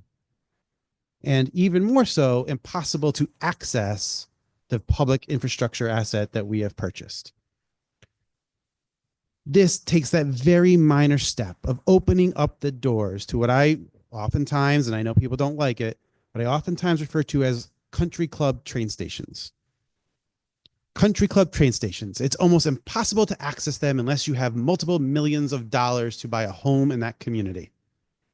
Or, well, some of these communities are kind enough to offer up almost entirely vacant parking lot spaces to people who want to drive into their towns and spend $150 per month to park at nooks to that train station. But the reality is the amount of money that this state of Connecticut invests in its public transportation access is often only of benefit to some of the wealthiest communities in the entire country. Opening up the doors to these public assets that are gated into certain communities by just allowing a very small change to the local zoning in and around that public asset is just a small step that we can take to ensuring that our public dollars are spent wisely and to advance the economic development of our communities, our state, and the long-term improvement of and access to citizens of Connecticut. So I applaud the proponents of this bill for working this hard and dealing with a number of compromises I personally would have had a hard time accepting. I applaud the leadership of this committee to getting it to a place where it is now, where we did have a positive vote on the House floor last year. I'm hoping that we can get this over the finish line today. And I'm hoping that we can open up further the access points that our state has already invested in, the opportunities that our state has already invested in, and ensure that there is economic development, housing growth, and population opportunities and throughout our communities. Thank you. Thank you. Any further discussion? Representative Haynes. Thank you, Madam Chair, and thank you for allowing me to speak on this. I think one of the things that, as Senator or our colleague Lamar has said, we have come a long way with this bill. A lot of changes, a lot of a lot of discussions, a lot of hearings and working groups, et cetera, but we're still not quite there yet. And I think that's what the issue is here today. What we're asking here is to uncouple the prioritization and the discretionary funding for cities and towns who don't opt into this 100%. I am a first selectman of a small town, 8,000 people. Our median age is 57. Our average age is 54. We're an aging community and we need affordable housing. We have people who have been living on farms in our community forever, such as myself. I'm on 5 acres. I don't want to farm anymore. I'm getting tired. I want a nice small condo on the river, and we have beautiful, beautiful land and possibilities to put a condo up in our village right now. But as a small town, we have difficulties doing that. We have a sewer plant right downtown by the river. Right now it's in a flood zone that has a problem. And we're trying to apply for federal funding to go ahead and see if we can make some changes to our village so that, number one, it doesn't flood out. Our sewer system doesn't flood out. Our sewer system is only being used 50% of the time because we don't have enough sewer line. In order for us to put in sewer line, it's going to cost us millions and millions of dollars. And yet I come up here in Hartford as the state rep, and we have transit-oriented hubs that we have to be. I have a bridge that's being worked on for almost 3 years now that people can't get across the bridge to our town. And 10,000 people travel over that bridge every day. We're trying to get there. I'm talking to River Valley Transit right now. In order for my town to be a hub, to have a bus station in our town, it's going to cost our town $26,000. But there's a mandate somewhere else in this building that's requiring me to spend that $26,000 on turning my website into a .gov website. And the reason it's going to cost me $26,000 is because we have to change all our licensing. So that $26,000, I know that doesn't sound like a lot, but it's a lot for our town. We have 8,000 people. We have 5,000 people who pay taxes. I can't keep putting all of this on our taxpayers. And as a small town, a first selectman, I come up here and I love all the great things that we try and do in Hartford for the towns and cities of Connecticut.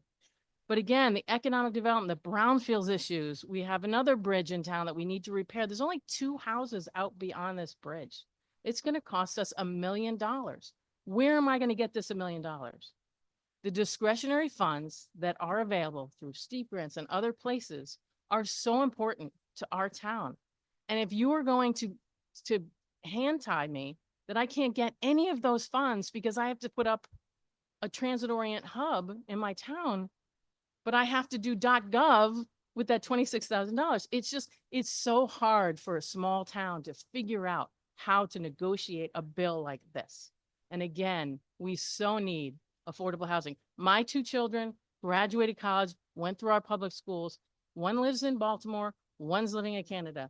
There's nowhere for them to live in East Haddam. I would have loved them to be right around the corner from me. So there's so many opportunity in this bill, and I appreciate all the work that's been done on this bill. But again, those small towns are really struggling, and we want the affordable housing. We want it to go through. We want to improve our infrastructure, but the money's not there. And again, to tie the money up, if we don't do one thing, we can't do the other. I deal with it every day as the first selectman, and I wish I could do it all, but we can't. So again, I'm going to vote no on this bill today, but I do want to see that we can uncouple that discretionary funding, that we can, stop prioritizing one town versus another. I mean, you're asking me to move out of town. This is what we're doing. I mean, there could be affordable housing. There's a beautiful town down the river that we could move to, and there's beautiful condos. But I love East Haddam. I want to stay. So what can we do to uncouple this? What can we do to stop prioritizing and pit one town against another? We shouldn't be doing that in Connecticut. We have a beautiful state. Let's figure out a way to do this. Let's figure out a way to work with every single community and all their disarray and be able to do this. So thank you. I appreciate the work that's been done, and I hope we can keep doing some more. Further discussion, Representative. Thank you, Madam Chair. I do thank my colleagues for the debate on this. I understand Representative Lamar's concern with regard to spending all this money on transit in the state and not being able to afford housing in the towns that get that kind of funding. I'm out in Eastern Connecticut, and I look over and I certainly sympathize with people who want to live in Greenwich or New Canaan or Norwalk or one of those expensive towns that have trains, have a lot of train stations, and get a lot of money from the state. Perhaps this bill should be directed at them, because that's where the problem is. The problem is not out in my area. The problem is not in Eastern Connecticut that this solution would solve. This solution is directed at those places, at Norwalk, Greenwich, Stamford, Darien. Let's come up with a solution that focuses on that area, that type of town, and doesn't cause the unintended consequences in places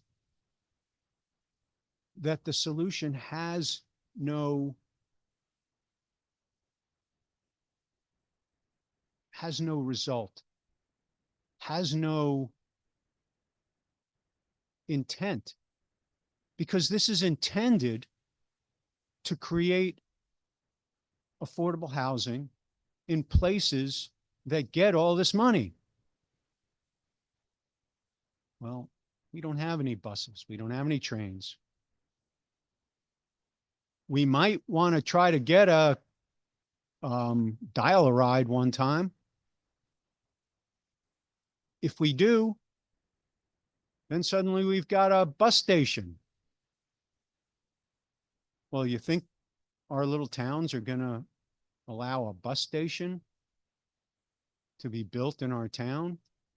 If that means we're going to have to rezone half a mile circle around that bus station? No way. That would discourage development in our towns. Let's come up with a solution that focuses on the actual problem in the towns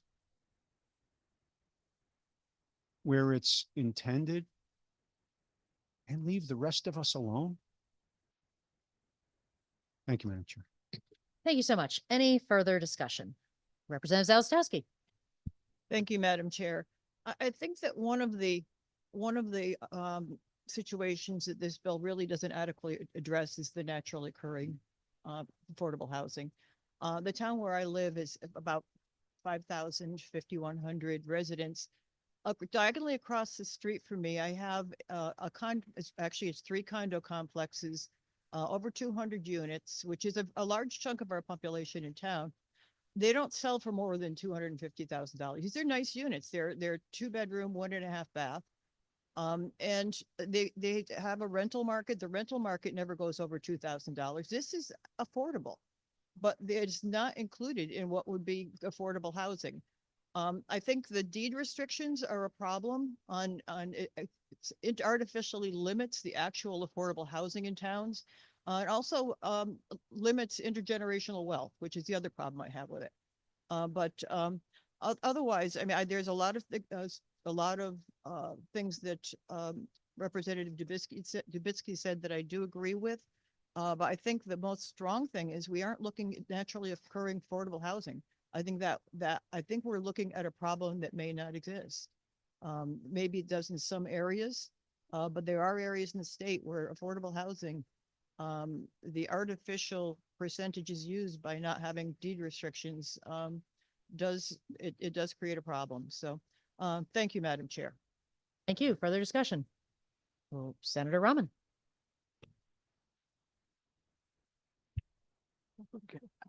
Thank you, Madam Chair. It is really good bill. I just want to echo a few people.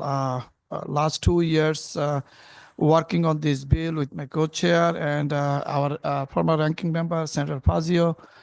And now we are working with Senator Gordon and all our members. There's a lot of change when we're changing, removing, adding more work for LCO.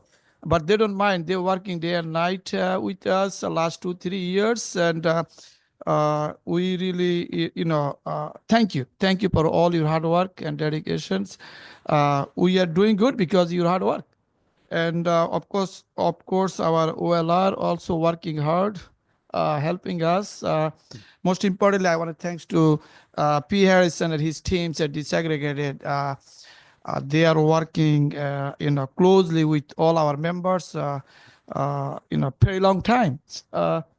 So I know that my co-chair and we mentioned over and over work in progress.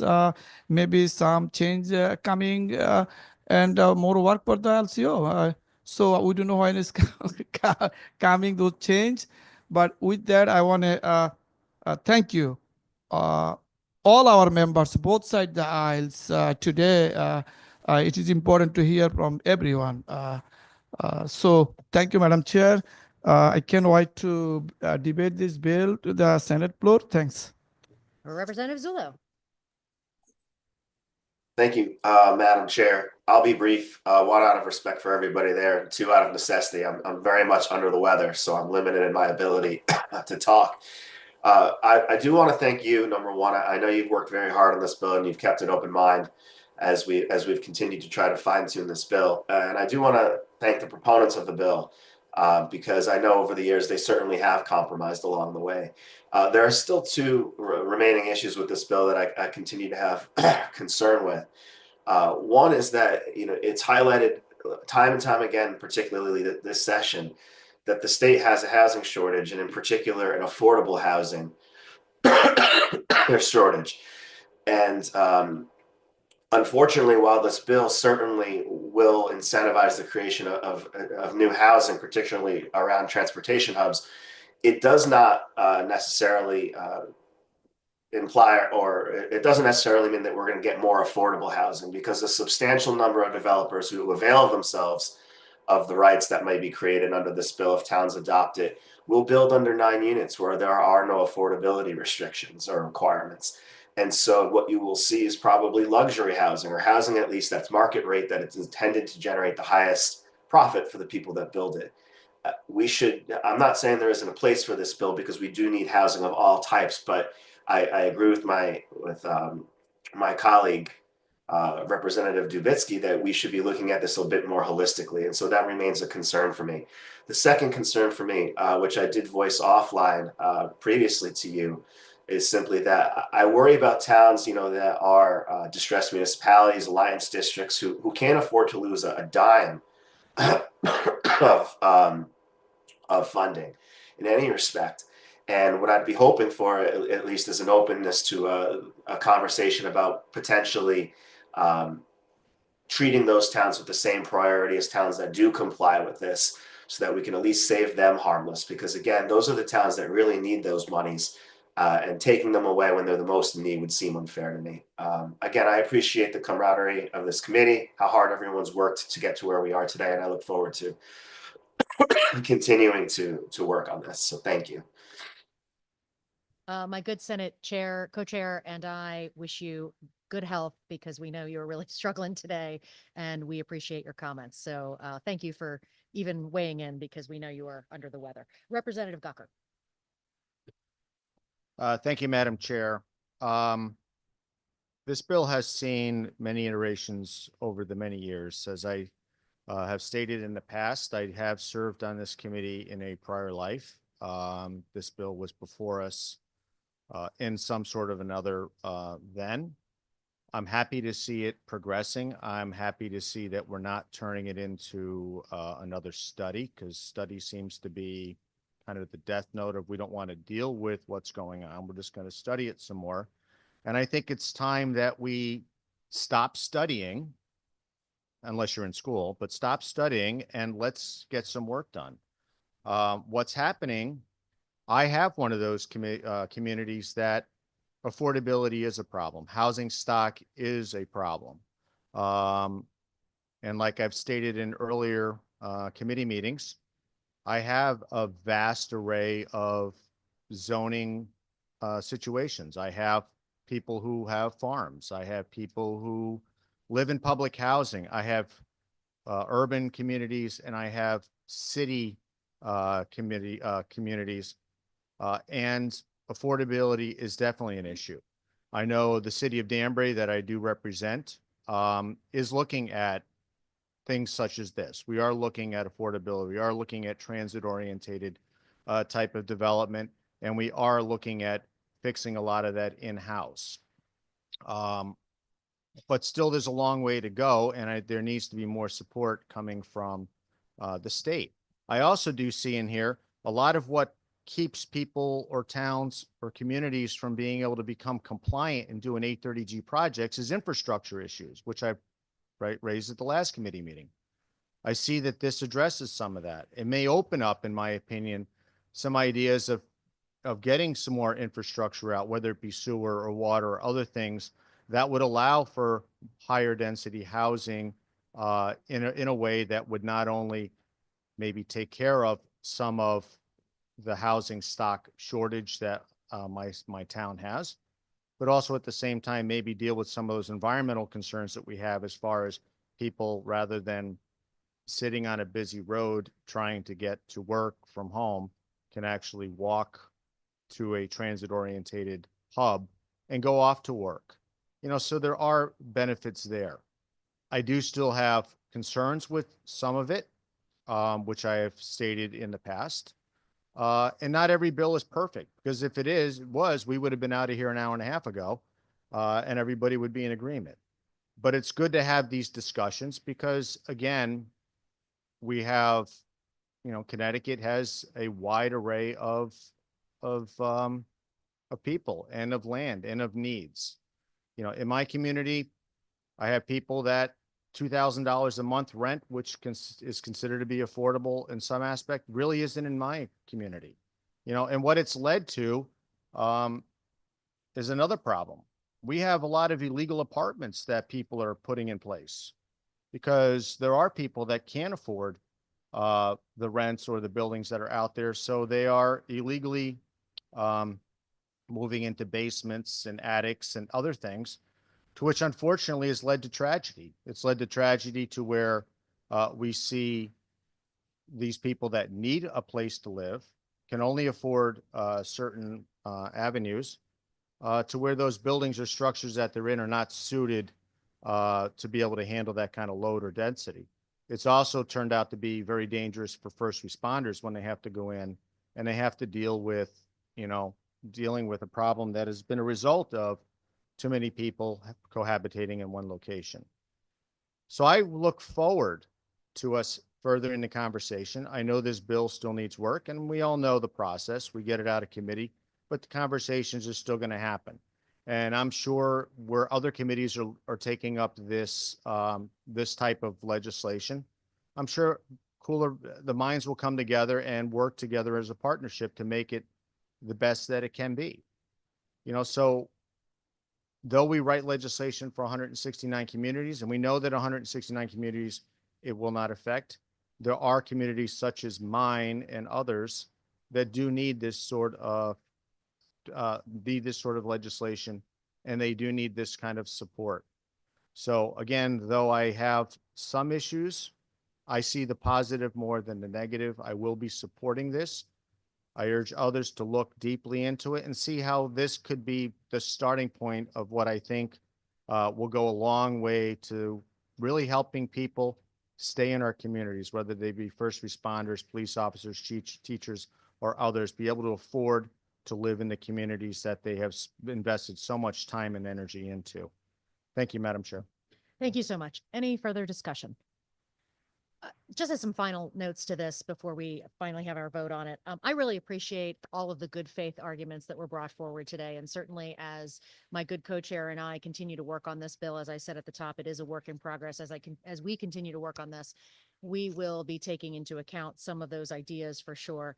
I believe that that's why we're here. We can do hard things. We can figure out difficult things. And I would furthermore just say that if we can if people were able to figure out years and years ago that over 90+% of the state could be zoned for single family housing, I'm sure we can figure out how to make this amenable to a variety of different communities, because we had no problem enacting that blanket zoning. So I think that we will be able to figure out what each community needs and how best to get there. So Madam Clerk, without further ado, if you wouldn't mind calling the roll.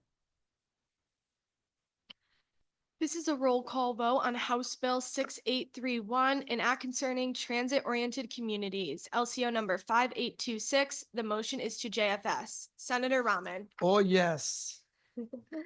Representative Kavros DeGraw. Yes. Senator Gordon. No. Representative Zullo. Zullo votes no. Representative Chafee. Representative Chafee votes yes. Senator Needleman.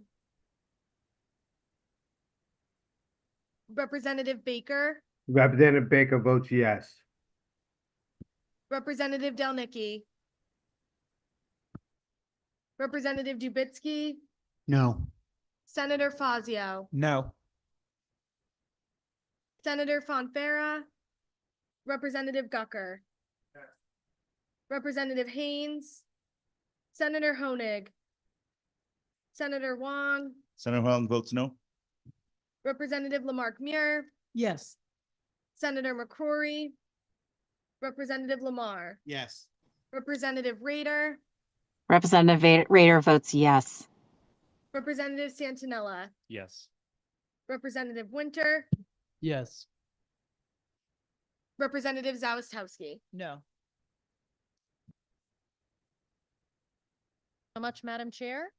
Moving on to number 3, for those who forgot where we were in the agenda, House Bill number 6832, an act authorizing municipalities to prohibit the sale of dogs, cats, and rabbits in pet shops. This is a JF to the floor. Do I have a motion? So move. Do I have a second? Discussion.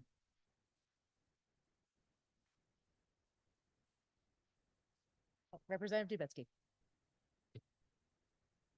Thank you, Madam Chair. I just wanted to note that in our public hearing on this, more than one of the advocates for this bill indicated that the real purpose of this bill was to prevent competition, and that the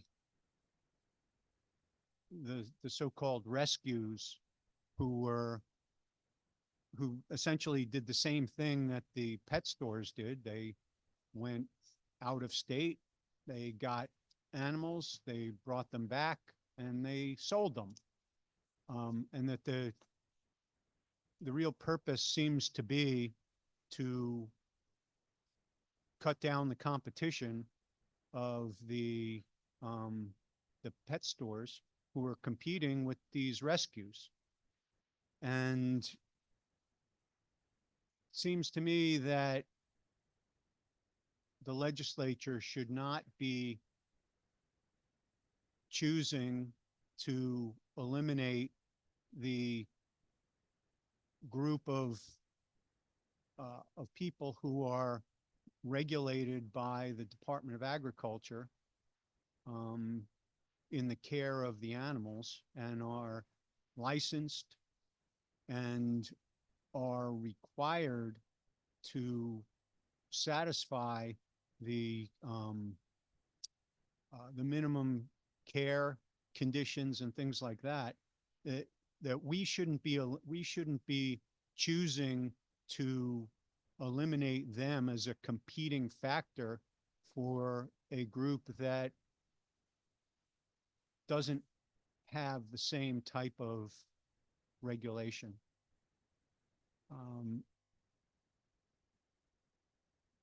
I think that we also heard some testimony from some of the advocates that even if the stores themselves weren't causing any problems, they were encouraging this pipeline from other states that would, they call them puppy mills, and that it encourages puppy mills. So essentially that means that the Connecticut legislature would be prohibiting Connecticut businesses who are licensed, inspected, and are not doing anything wrong, that we would be shutting down a significant part of their business in order to supposedly prevent people in Mississippi from raising too many animals. Doesn't make any sense to me, but that was the testimony of more than one of the advocates for this bill.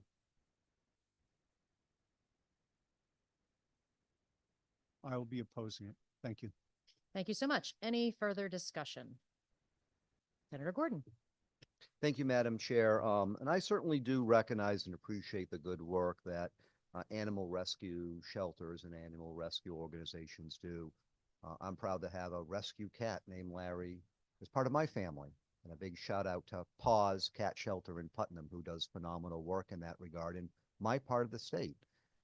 But I do have a concern that when we do have a legal business type, which are pet shops, that are very much regulated in this state, and I believe for good reasons. There's licensing, There are inspections, there are various veterinary, health and safety, et cetera, rules and regulations that they must abide relative to the care and the proper and legal sale of animals that are legally recognized to be do so in this state. I just have a concern if one would be putting restrictions on these types of legal businesses that would favor some other group of businesses or organizations. I'm not saying anything bad about either of them. I just have a concern if we pit one against the other. I don't think we should be doing that. I think we can be supporting both, doing what we can relative to the care and sale of these animals, which should be of our primary concern.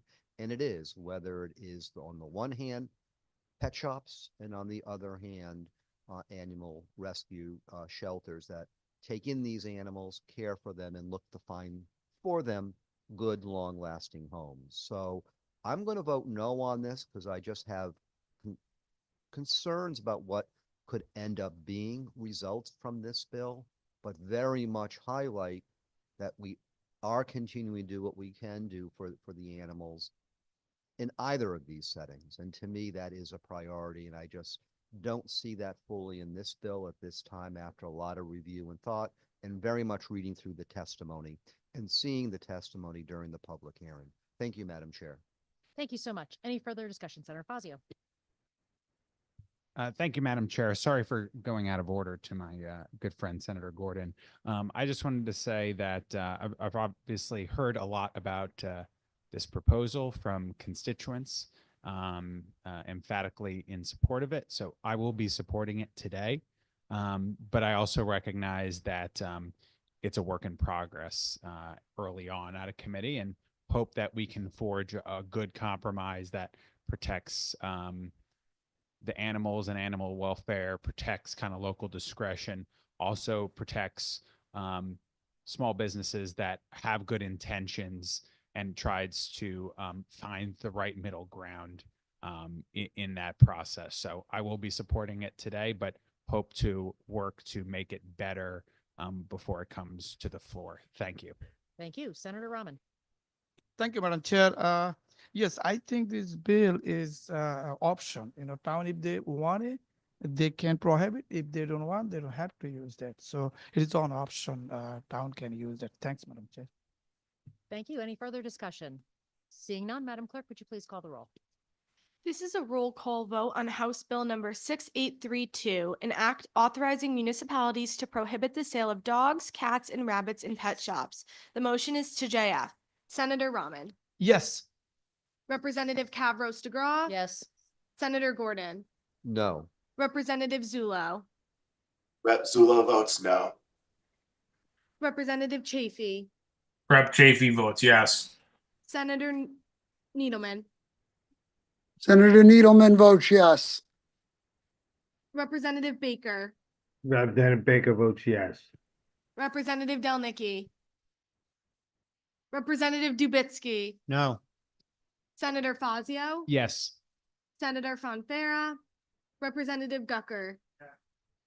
Representative Haynes. Senator Honig. Senator Wong. Senator Huang votes yes. Representative Lamarck Muir. Yes. Senator McCrory. Representative Lamar. Representative Rader. Representative Santinella. Yes. Representative Winter. Yes. Representative Zawistowski. No. And because I forgot to announce it, votes will be held open today until 4 p.m. or an hour after this meeting concludes, whichever is the longest. We just want to make sure that people have enough time to vote today, and that is on Zoom or in room 2100. Moving on to number 4, House Bill number 6957, an act allowing a town to designate itself a city. This is a JFS to the floor, LCO number 5873. Do I have a motion? So moved. Do I have a second? Any discussion? Seeing no discussion at this time, Madam Clerk, would you please call the roll? This is a roll call vote on House Bill number 6957, an act allowing a town to designate itself a city. LCO number 5873, motion to JFS. Senator Rahman. Yes. Representative Kavros DeGraw. Yes. Senator Gordon. Yes. Representative Zulo, Rep. Zulo votes yes. Representative Chafee, Rep. Chafee votes yes. Senator Needleman, Senator Needleman, hold off. I need to read that one. Give me a minute. okay. Representative Banker, Representative Baker votes yes. Representative Delnicki, Representative Dubitsky, Yes. Senator Fazio, Yes. Senator Fonfara, Representative Gucker, Representative Haynes, Senator Honig, Senator Wong, Senator Huang votes yes. Representative Lamarck Muir, Yes. Senator McCrory, Representative Lamar, Representative Rader, Representative Santinella, Yes. Representative Winter, Yes. Representative Zawistowski, Senator Needleman, are you there? Senator Needleman. I'm here. Yes, I'm sorry. It's okay. Sometimes those mute buttons really stick. That's usually my issue. Thank you so much. It's the brain that sticks, not the buttons. Getting a little punchy after a couple hours. Okay. Uh, 5, HB number 6996, an act concerning protest of changes to municipal zoning regulations. This is a JFS to the floor, LCO 5196. Do I have a motion? So both. Do I have a second? Thank you so much. Discussion. Representative Dubitsky. Thank you, Madam Chair. A question. What does the creation of this petition, what does it get the people who file the petition? Under current law, filing this petition requires that the zoning commission adopt the proposed change by more than a majority. Under this bill, what does it do? That's a really good question, and I am not sure I have the answer at this time, but I would be happy to get back to you. Okay, because it does not appear to do anything. So it appears that currently, if the zoning commission is going to vote, it has to vote by a majority vote. But if the people file a petition, then the zoning commission needs to vote by 2/3. But under this bill, they only have to vote by a majority. So the gathering these signatures and putting in a complaint or a petition doesn't seem to do anything. I believe the goal of the bill is to make sure more people are involved in the protestation as opposed to just a small number. But in terms of the actual language, I believe it's trying to tell the P and Z board the neighbors oppose, but without the petition. Right, but what it does is it tells the people that no matter what they do, they can't change the threshold for approving the application.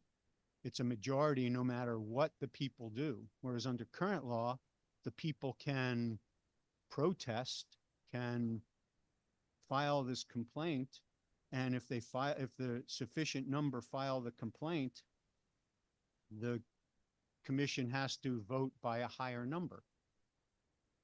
This sort of makes that whole process irrelevant, but it's still in law. I would say work in progress. Okay. Well, I would just say that the math doesn't work. Understood. Thank you. Further discussion. Senator Gordon. Thank you, Madam Chair, and I won't speak to any math.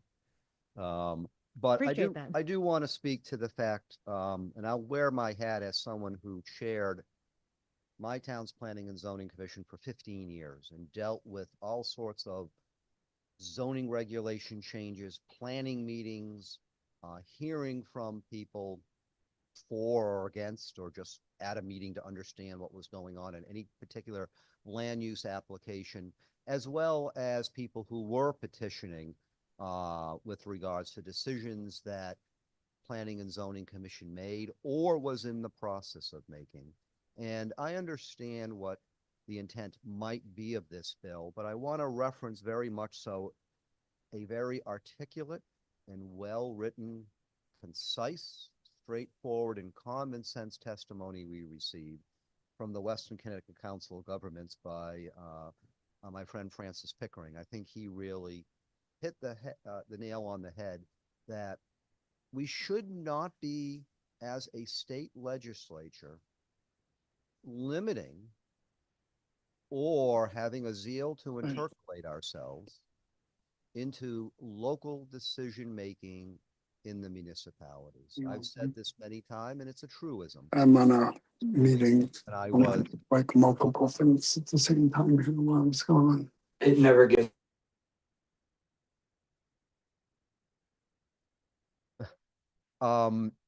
And I always have been mindful of this truism when I did work as a municipal town official for 16 years, and also now as a state official, as a state senator, proud to represent 13 towns, one of which doesn't tend to do zoning. That's its own decision. And that truism is that the people of Connecticut know best what's best for the towns in which they live. We don't live in a vacuum. That doesn't mean that we don't have to have some degree of state oversight, state regulation. But at the end of the day, when planning and zoning commissions are dealing with the public, I know I was an elected official and my bosses as an elected official were the people of my town, that they do listen, that they do make decisions. Now, some people may disagree with the decision, and that happens, just like there are people who may disagree with decisions we make, including here today. But that doesn't mean that we should be changing the rules to raise a bar to make it more difficult for people at the local level to have their say, to have their opportunity before their elected officials. And the process then plays out. We do have public hearings for reasons. We do have meetings for reasons, and people's voices can be heard. And planning and zoning commissioners do the work to listen to those voices and then decide in good faith and good conscience what they feel is the best decision to make. And then as a whole, based upon what the parameters may be for the requirements for yes votes to prevail, to make decisions. And that doesn't mean decisions can't be revisited, but nevertheless, decisions do get made in good ways at the local level. And again, even though I do understand some of the intent of this bill, and I've read through the testimony from those who are supportive of this bill, at the end of the day, I believe that we need to make certain that the process that is playing out well in towns for planning and zoning commissions should continue. And if for any reason people in their own communities feel that their elected officials on a planning and zoning commission are not listening to them or not following what they feel they would like them to do, then there are opportunities for that. And that is called elections for those who are elected planning and zoning commissioners. So I'm going to vote no on this bill because of the concerns that I have relative to the impact it can have on people in their own towns, deciding for their own towns, and knowing their own towns. Thank you, Madam Chair. Thank you. A little bit of clarification, I believe, in terms of the intent is that, the Planning and Zoning Board votes, as you know, by majority. This would leave it more up to the local government. So still a local decision, but just in a different way. And I think that we will have some clarification to do on further amending that. Any further discussion? Seeing none, Madam Clerk, please call the roll. Thank you. This is a roll call vote on House Bill number 6996, an act concerning protested changes to municipal zoning regulations. LCO number 5196, the motion is to JFS. Senator Rahman. Yes. Representative Kavros DeGraw. Yes. Senator Gordon. No. Representative Zullo. Rep Zullo votes no. Representative Chafee. Representative Chafee votes yes. Senator Needleman, Senator Needleman votes yes, but anxious to see where this goes because I'm not sure that we're close to a finished bill. Representative Baker, Representative Baker votes yes. Representative Delnicki, Representative Dubitsky, Senator Fazio, No. Senator Fonfara, Representative Gucker, Representative Haynes, Senator Honig, Senator Wong, Senator Huang votes no. Representative Lamarck Muir, Yes. Senator McCrory, Representative Lamar. Representative Raider, Raider votes yes. Representative Santinella, Yes. Representative Winter, Yes. Representative Zawistowski. Thank you so much, Madam Clerk. Moving on to number 6, House Bill number 6997, an act concerning the recovery of attorney's fees and actions for wrongful property tax assessment. This is a JF. Do I have a motion? So move. Do I have a second? Any discussion? Seeing no discussion at this time, Madam Clerk, please call the roll. This is a roll call vote on House Bill number 6997, an act concerning the recovery of attorney's fees and actions for wrongful property tax assessment. Motion to JF. Senator Rahman, Yes. Representative Cavros DeGraw. Yes. Senator Gordon, Yes. Representative Zulo, Rep. Zulo votes yes.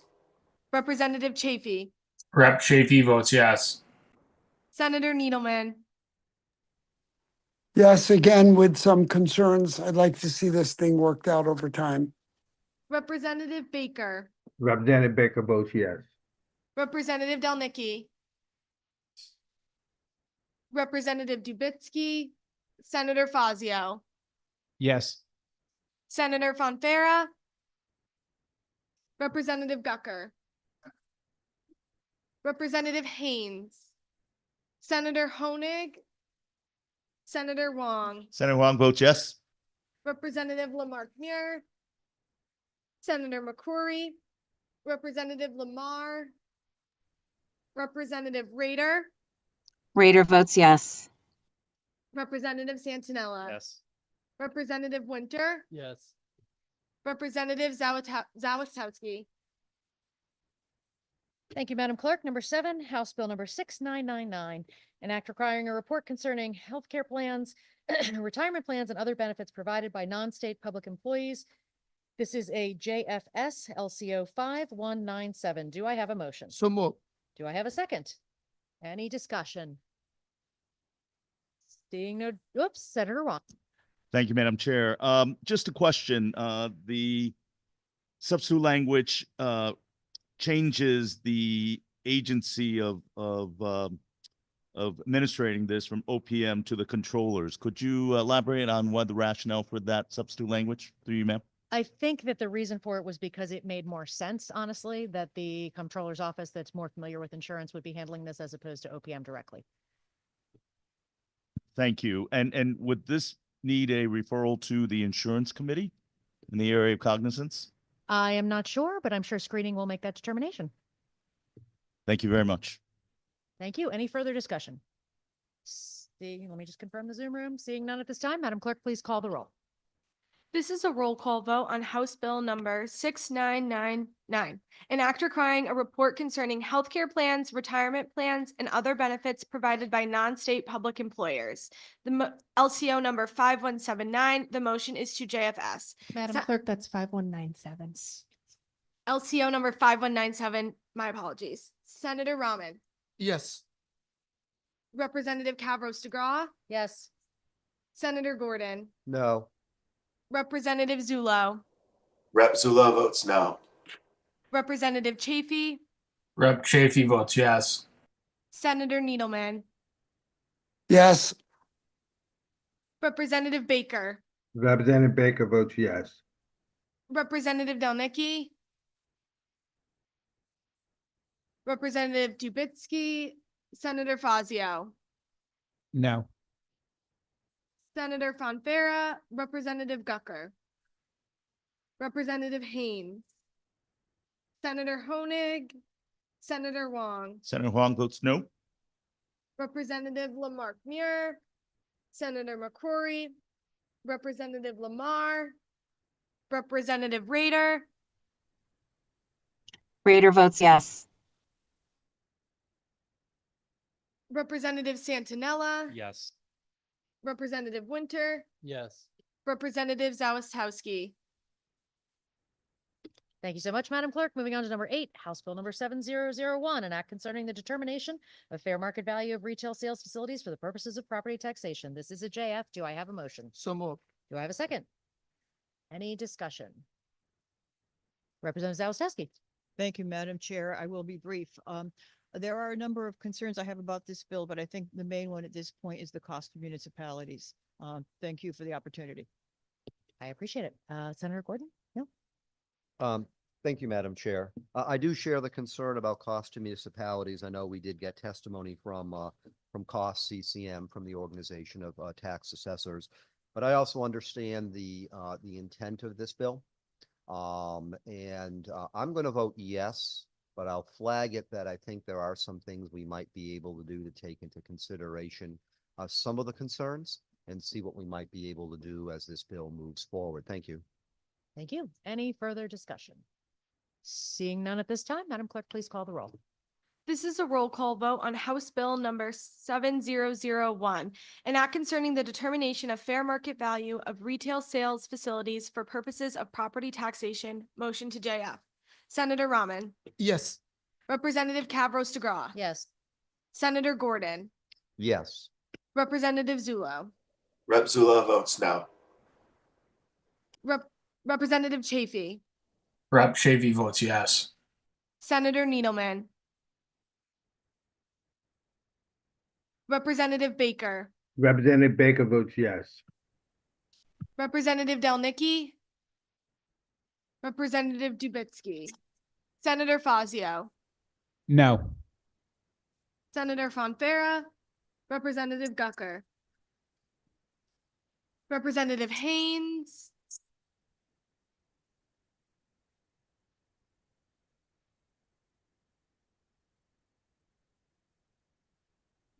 okay, This is Needleman votes yes, by the way. okay, thank you. Senator Honig, Senator Wong, Senator Huang votes no. Representative Lamarck Muir, Senator McCrory, Representative Lamar, Representative Rader, Representative Rader votes yes. Representative Santinella, Yes. Representative Winter, Yes. Representative Zawistowski.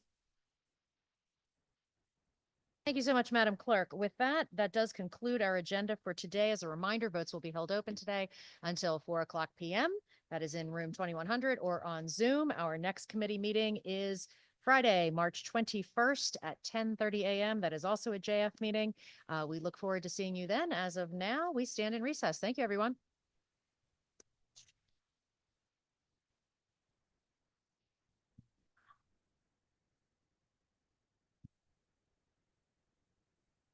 We got to vote in public health. We all got to vote in public health. I think they might be. Yeah.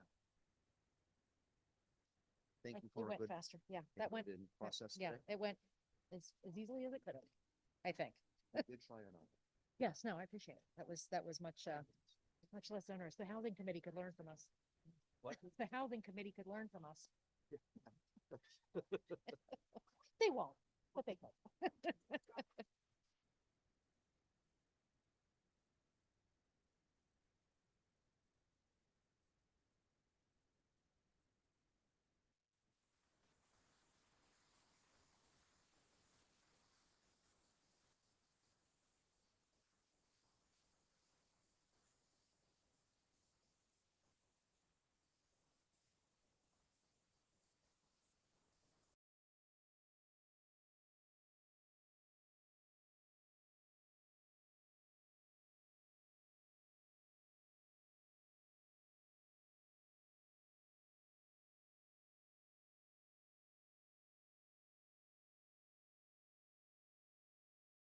Hi, Senator. Hi, Senator, can you hear me? Yeah, I can. Did I miss any votes? Oh, I can't hear you. Can you hear me now? Okay, I can hear you now. Did I miss anything? Let me see let me see what the votes were that you missed. Talk to you later. I'll call the sales guy. Okay. The first one was on Senate Bill number 1187, LCO number 62775, an act concerning foreclosure, assignment, and other enforcement actions for unpaid sewer assessments and other fees and charges. Okay. Again, I'm assuming that that's a yes, but again, with concerns, need to see a final iteration of that bill. Okay. Let me see okay. Next one is House Bill number 6831, an act concerning transit-oriented communities. LCO number 5826, the motion is to JF. And that was along party lines. Yes. Again, yes, with some concerns about what the final language looks like. Alrighty, let's see. Here for this one, Needleman. Okay, that's all. Thanks, Anna. Take care. Of course, you too. Bye. Hi. I missed the first ones. That was.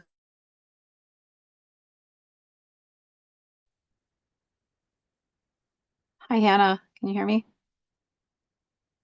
Yes, hi, one moment. Sure.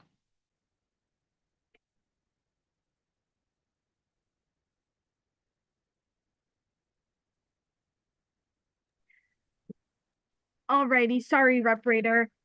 That's okay. I feel it. I know I missed an amendment, and I'm just checking if I missed anything in between that and the last few that I got back for. Let me double check this one. One you missed was on House Bill 6957, an act allowing a town to designate itself a city, LCO number 5873. The motion is to JFS. I would assume that most of the Dems voted yes, so I will be a yes. Okay. Let me see. This one you did. This one you did. This one you did. Oh, here's one. House Bill number 6832, an act authorizing municipalities to prohibit the sale of dogs, cats, and rabbits in pet shops. The motion is to JF. Was that along party lines pretty much? Yes, that's correct. Yeah, then I'm a yes. Okay. See, I think that was everything. Yeah. Yes, you are all set. Okay, thanks so much. Of course, have a good one. You too. Bye-bye. Bye-bye. Hi, Senator. Hey, Hannah, how are you? I'm well. How are you? Thanks. Let me see. I know you had to step. Oh, here's one. House Bill 7001, an act concerning the determination of fair market value of retail sales facilities for purposes of property taxation. Motion to JF. Did all the Democrats vote for that? Yes. So I'm a yes. Let's see. House Bill number 6999, an act requiring a report concerning healthcare plans, retirement plans, and other benefits provided by non-state public employers, LCO number 5197, motion to JF. And did all the Dems vote for that one too? Yes, it was by party lines. Then I'm a yes. Okay, let me see. House Bill number 6997, an act concerning the recovery of attorney's fees and actions for wrongful property tax assessment, motion to JF. And did all the Dems vote for that one? Everyone is a yes. I am a yes. Okay. I think you're all set. Thank you very much. Thank you. Okay. Bye-bye. Bye-bye.